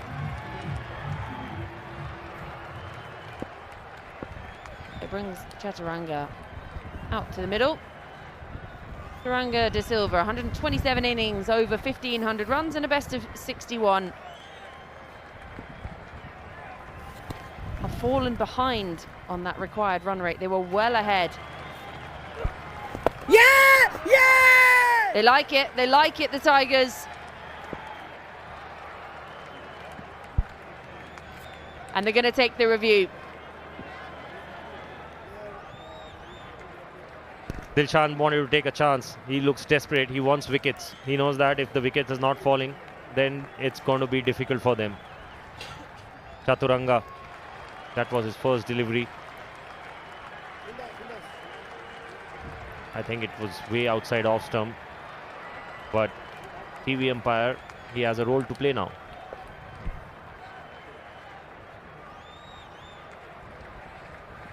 Again, absolutely fine behind that line. Unsurprising, really, for a spinner. Why they've sent it upstairs? It's close. Has he taken a big enough stride to get himself outside the line?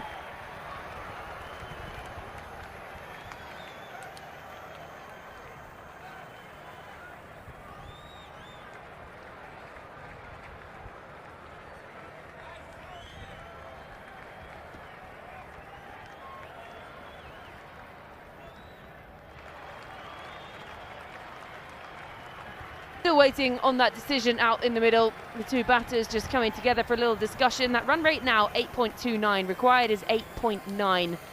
And coming into the final quarter of this innings, just over 5 overs still to come. Negi, he's had a good day all round. Runs, wickets. Pleased with his performance today, but even more pleased if they can get themselves a win.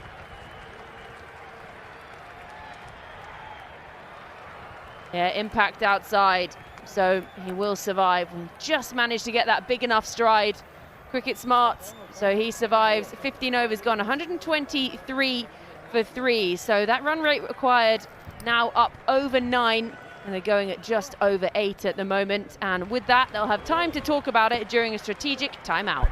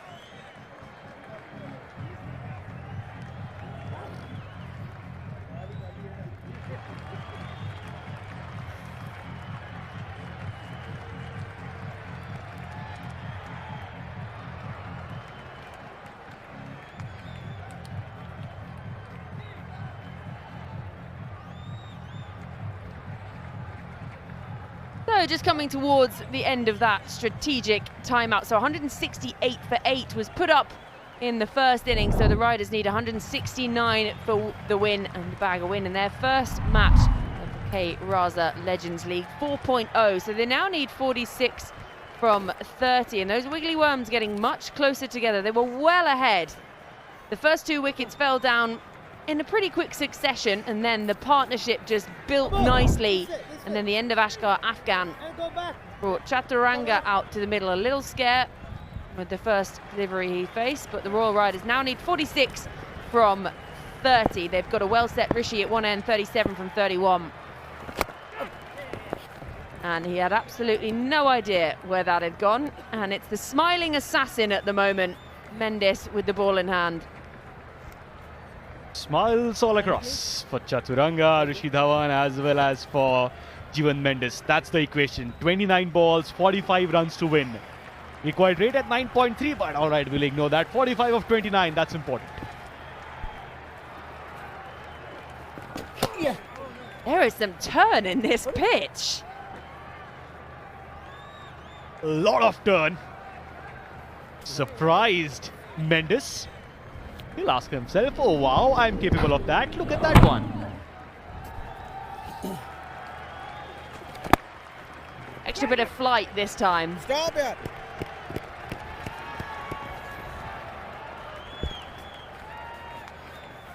.28 balls and 44 runs required. Mendes again against the left-hander. Nice and easy. We're looking to target that 1 over. The Royal Riders are thinking, okay, that 1 over of Pawan Negi is yet to come. Well, they're struggling to get runs out of Mendes as well. He's bowled 2.5 overs and gone for just 10 runs so far, so really holding the squeeze on this south end. A little quicker through the air and again finding that rip. He's going to take this pitch home. He'll want that. Oh, look at that. Wow, Mendes. Keeps it down with the sweep shot. Will just be a single. So just 4 runs from the over so far. Run rate required. Now up over 10. Ashkar Afghan is having a serious conversation on what are the do's and don'ts now.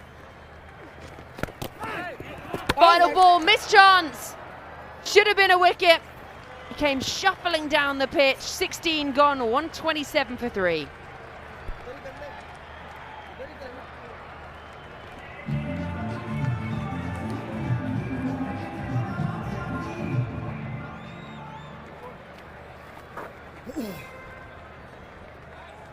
That was very, very close at the back end of that over, but he survived, so still just 3 wickets down. 127 for 3. AP Singh will just have a look at that one. Amit Panikar, the wicket keeper. There we go, not a clean collection. Enough time for Chaturanga to come back. Yes, there's a lot of time for him to come back, so he'll be safe.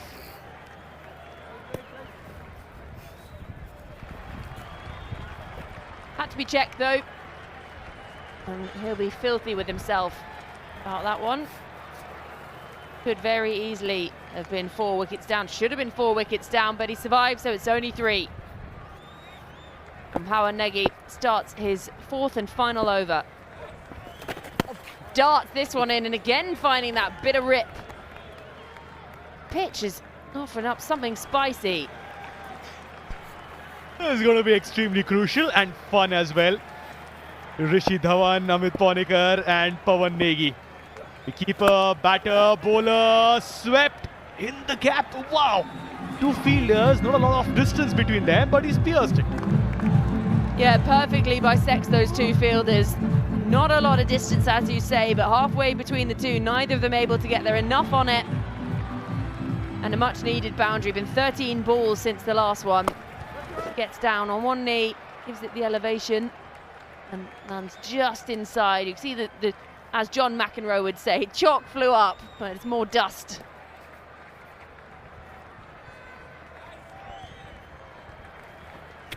Looks like 4. Just wait for the confirmation. From the TV umpire to the on-field umpire, he would want to have a look at that again. Yeah, nice and easy there, no worries, 4 runs.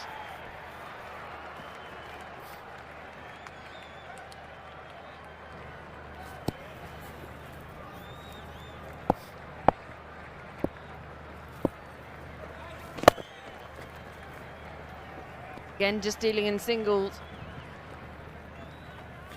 at the other end. So Rishi is going to have to do the heavy lifting, you feel. 44 from 37. Chaturanga just 1 from 4. So 37 now needed from 21. Go right down to the wire here. It's only day 2.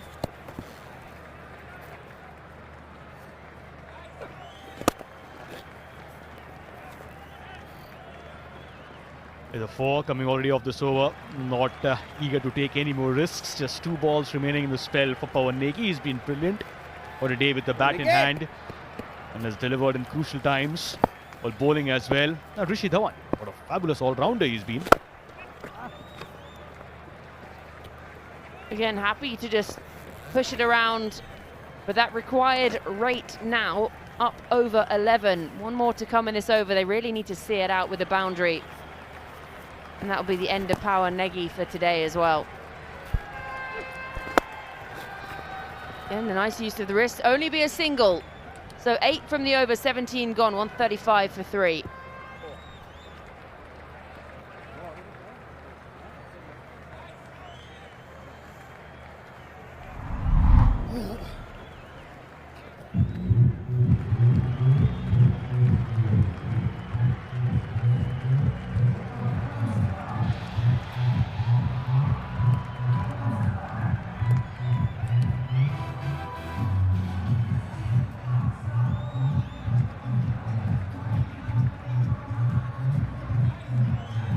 From 38, Rishi at the moment. Chaturanga 3 from 6, but they've still got heavyweights to come. Shinwari, Tisara Pereira, we know what he can do.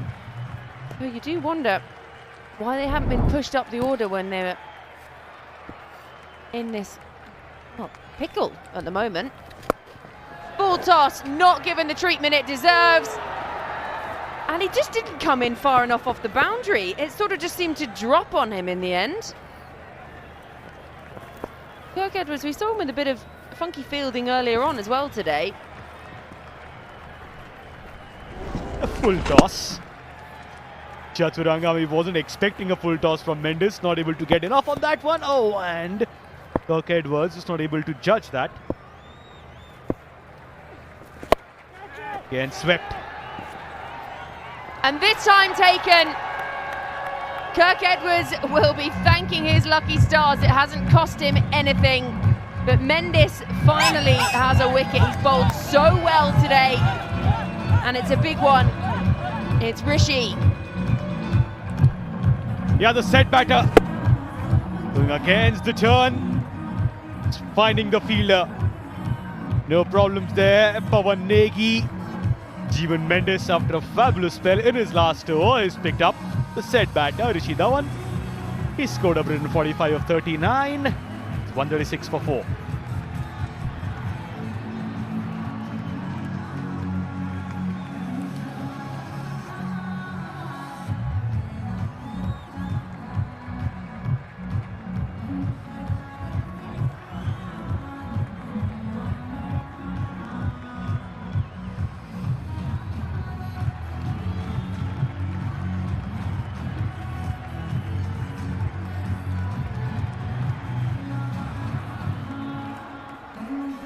Well, we were just saying that some of the heavyweights are still in the dugout. Now they come to the party. Tisara Pereira, TP across his back, comes out to the middle.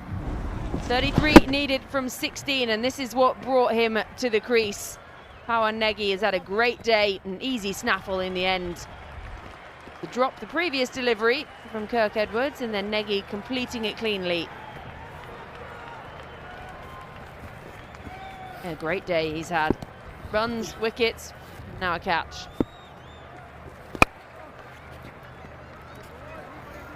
Mendes has just been so miserly with the ball in hand as Tisara Pereira, figures speak for himself. Very little foot movement, but he's off the mark. Sri Lankans in action.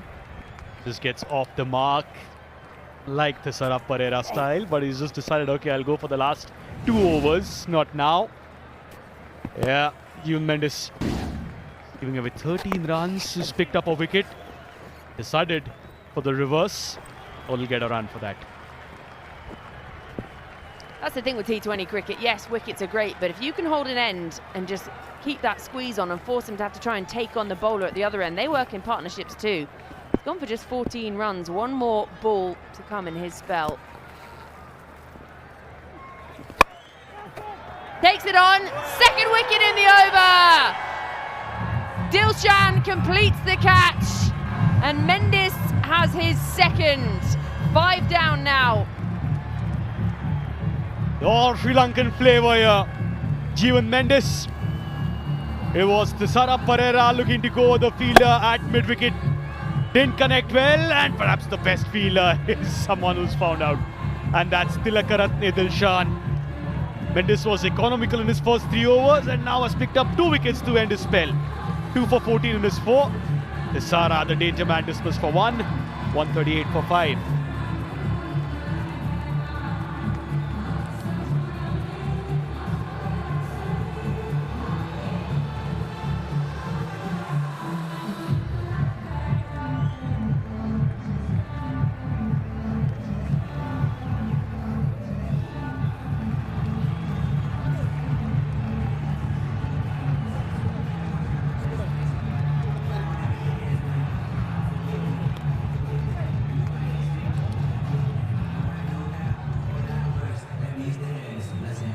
So 5 down now, the Royal Riders. 138 on the board, 31 runs needed from the final 2 overs. The new batter will go to the non-strikers end. And there's the signal from the umpire, the impact player. So out goes Farman Ahmed. And Sarul Kanwar comes into the action. Work to be done here. 31 runs needed from the final 2 overs.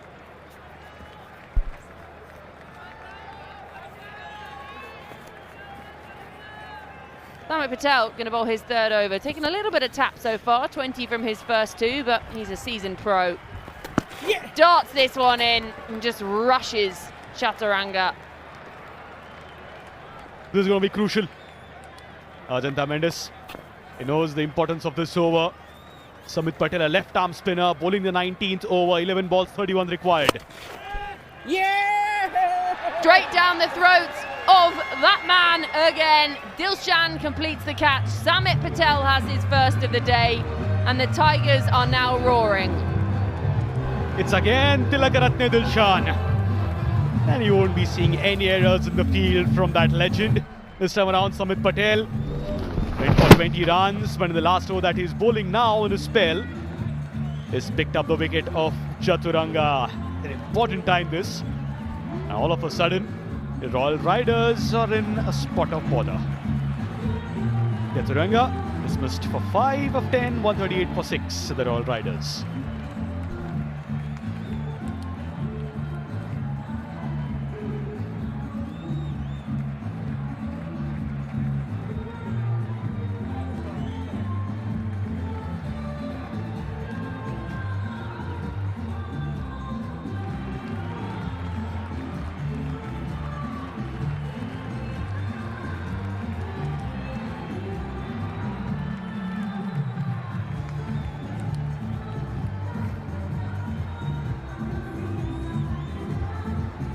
Down now, looking like a real uphill battle. That final phase, 15 for 3, whereas 59 for 3 was what the Tigers managed.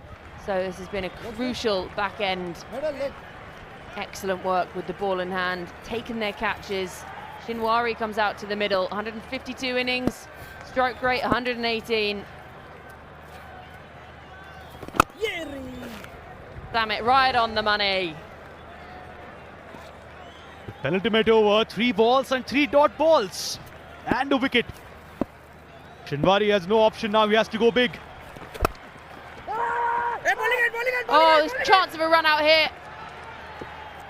It's just never a run there. Scrambled heads, I think you could call that. It was a nice call of no, but Sarul wanted to take strike. That'll be another dot ball. 31 record of 12, now 31 of 8. Oh, Samit has the last laugh. He has another. And the Tigers are marching towards victory here. Wow. India Tigers. The 19th over. Tilakaratne Dilshan says it's going to be Samit Patel. And he delivers. 3 dot balls, 2 wickets. Sameullah Shinwari, an absolute no idea about that one. Mohammad Shehzad says, what are you doing, my friend? That's not how you play the spinners. It is dismissed without disturbing the scorers. 138 for 7.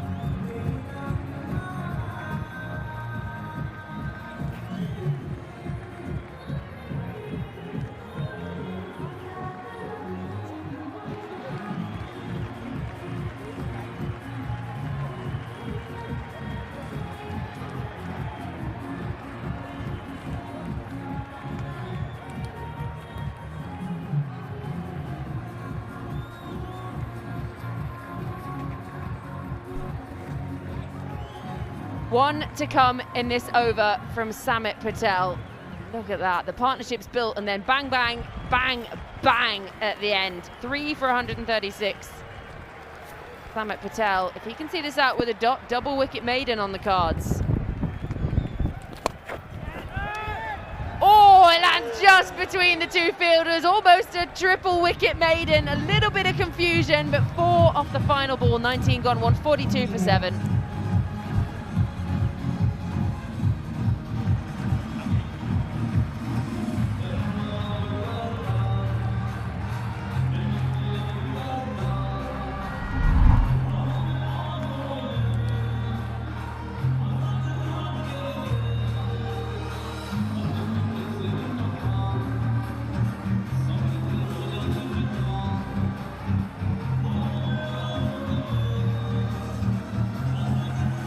Big switch over in those wiggly worms. They were well ahead in this chase, the Royal Riders. They were marching to victory and about to bag themselves their first points of the K Raza Legends League. 4.0, but wickets tumbling in all directions, clusters of wickets, and the squeeze on means they need 27 from the final over. It's not impossible, but highly improbable.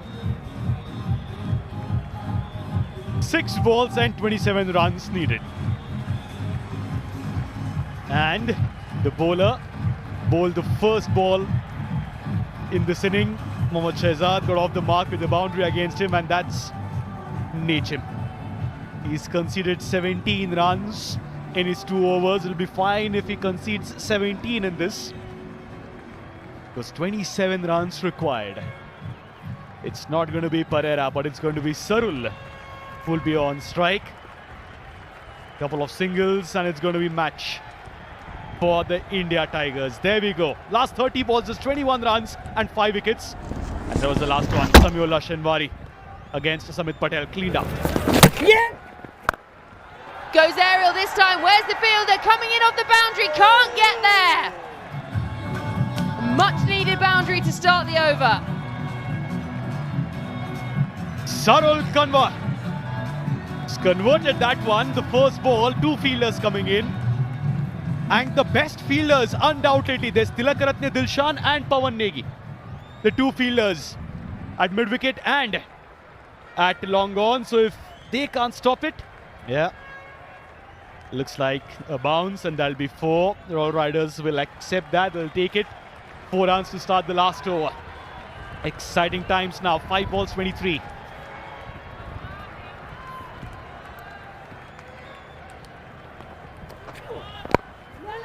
Goes for the scoop. Gone. 8 down now. Tried something a little bit different. Got himself in a pickle. And the Tigers can almost celebrate. Is the India Tigers. One of the captains here, Srishant, will think of that wicket. Yeah, we've seen him taking that catch in 2007, the T20 World Cup, a similar style. And Tilakaratne Dilshan celebrates. There's a 4 of the first ball, but there we go. The importance of each and every victory. The first match for these 2 teams in the K Raza LLC Season 4. Sarul, dismissed for 4, 146 for 8.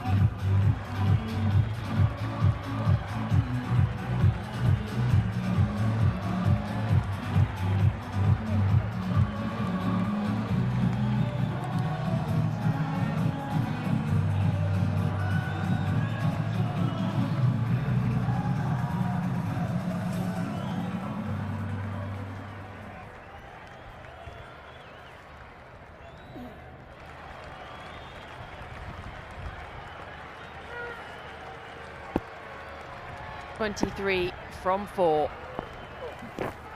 Oh, somehow that's missed. Somehow.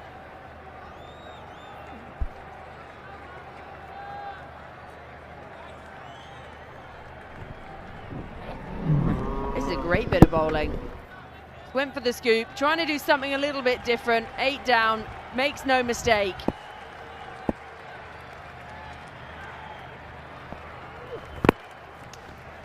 Goes for the Yorker, slightly too full. It doesn't matter, just a single. And wickets have just tumbled in the back end. This is where they lost it from. They were flying the partnership. Dhawan, he went, and then Mendes, he bowled so well to this point, straight down the throat of the fielder. And again, didn't even have to move. Dilshan bagging 2, and then Samit Patel joining the wicket-taking party. One chipped up in the air, will land just safe. No. Settle for a single. So just the one ball to come. 21 runs needed, and how well the Tigers have done to wrestle the momentum back in their favour in this game. It looked like the Riders were on a hunt for victory, but the bowlers have really come to the party. Up in the air, his hands come off the bat. Can they finish it off with the catch? Yes! It's an excellent grab as well, coming in off the boundary, and who could it be but the captain, Tilakaratne Dilshan. He has another catch today, and his team have stormed to victory, winning by 20 runs. And they'll be very, very happy with that performance.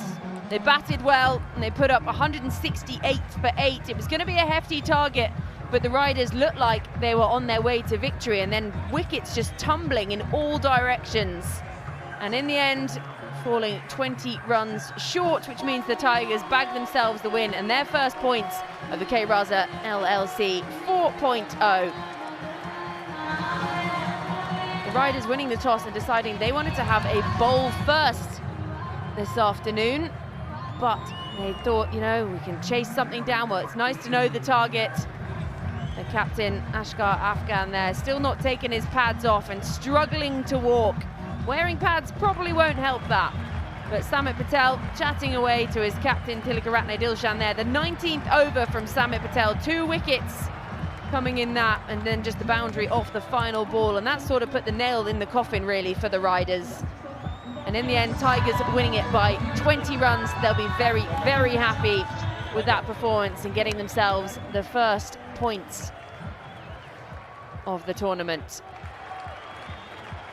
Handshakes all around for the two sides. Players who all know each other very well, having played together and against each other for a long time.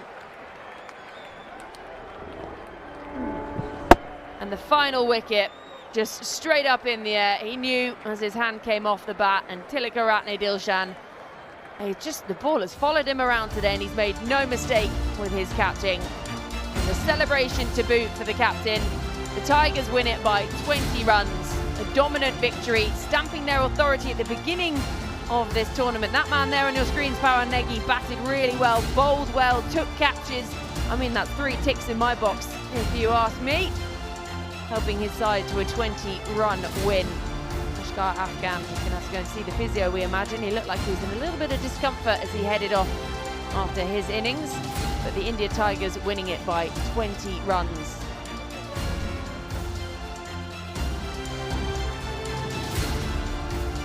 Celebrations for Dilshan's side. We've started with a victory here. Remember, all the teams play each other once in this league stage to make the top 4, and then the final on the 27th of March. So Shahzad up the top, 48 from 18. That really broke the back of the chase, and it looked like it was going to set them up for victory. but down the back end of that batting innings, 5-1, 4-0, and then a 5 not out. The bowlers really came to the party in the second half of the innings. Only the 6 extras bowled as well in comparison to the 17 in the first innings, which is something the Riders will want to go and have a think about. It started so well, and then just the wickets tumbling. 4th wicket went down at 136 for 3, and then it just went bang, bang, bang, bang, bang. And in the end, they finished 148 for 9. So an astonishing comeback with the ball from the Tigers side.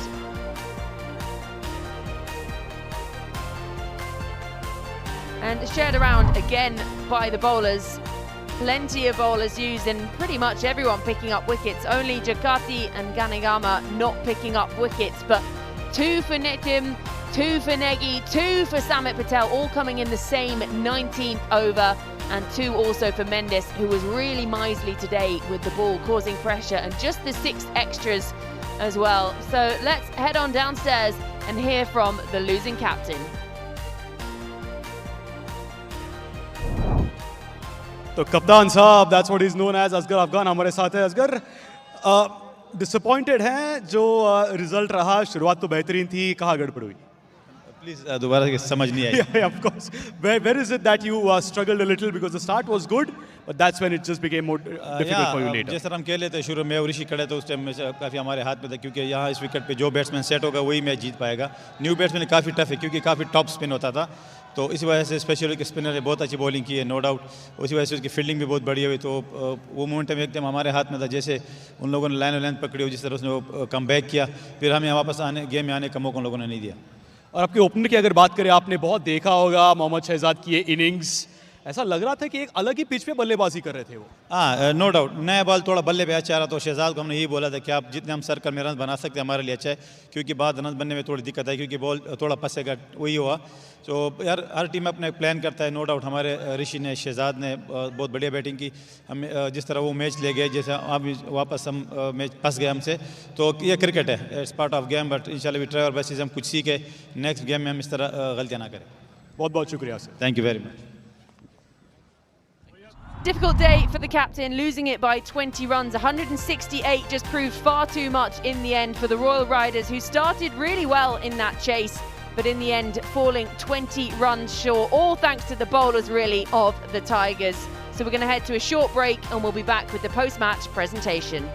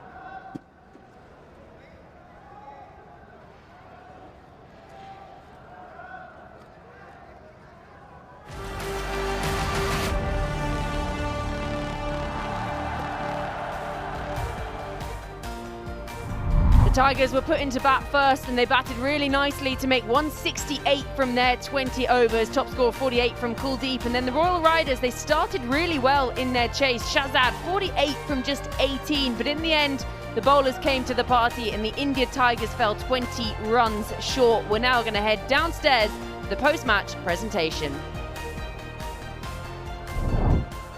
Yeah, so 2 matches so far, and both of them have been extremely exciting in the Krasa Legendary Cricket Season 4. We would like to thank all our sponsors and partners, our title sponsor K Rasa, travel experience partner Ease My Trip, official streaming partner FanCode, our official gaming partner Dream Cricket, official licensing partner Blue God Entertainment, our pouring partner Thumbs Up, hospital partner Chandan Hospital Haldwani. It's an absolute honor to welcome our presentation party. Mr. B.N. Pandey, Finance Controller, Uttarakhand Government. Dr. Parvez Ahmed, CEO, Chandan Hospital, Haldwani. It's time to announce the legend of the match, and I would like to invite Mr. B.N. Pandey and Dr. Parvez Ahmed to hand over the trophy to Mr. Pawan Negi of the India Tigers. An all-round performance by Pawan. They were in a spot of bother, but came in, delivered with the bat and then with the ball in hand as well. A handy all-rounder for any team, Pawan Negi. Yes, thank you so much. It's time to speak to another legend. He's the captain of the India Tigers. May I please invite Tilakratne Dilshan to have a quick chat with us. Dilshan, good start for you in the tournament. Not so much personally, but good for your team. I think we are playing as a team. I think that's a main thing. We win the first game, and especially first game is really important in any tournament. I think all credit goes to our boys.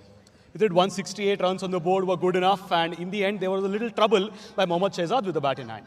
I think it's, we planned to get 140, the extra 20 runs we came, but we know we have a very good 3 left-hand spinners and 1 leg spinner and another 2 in the bank. I didn't bowl, Milinder didn't bowl, all spinners especially suit for us this wicket.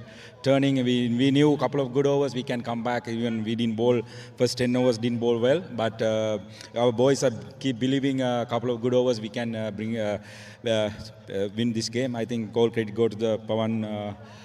Batted really well. We have struggled one stage when you after first couple of after first 10 overs.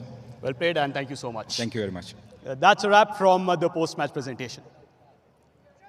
So the good news is there's plenty more cricket coming tomorrow. Match number 3, the Connacht Surias Odisha taking on the India captains. And that's good night from us here. So we look forward to you joining us again tomorrow.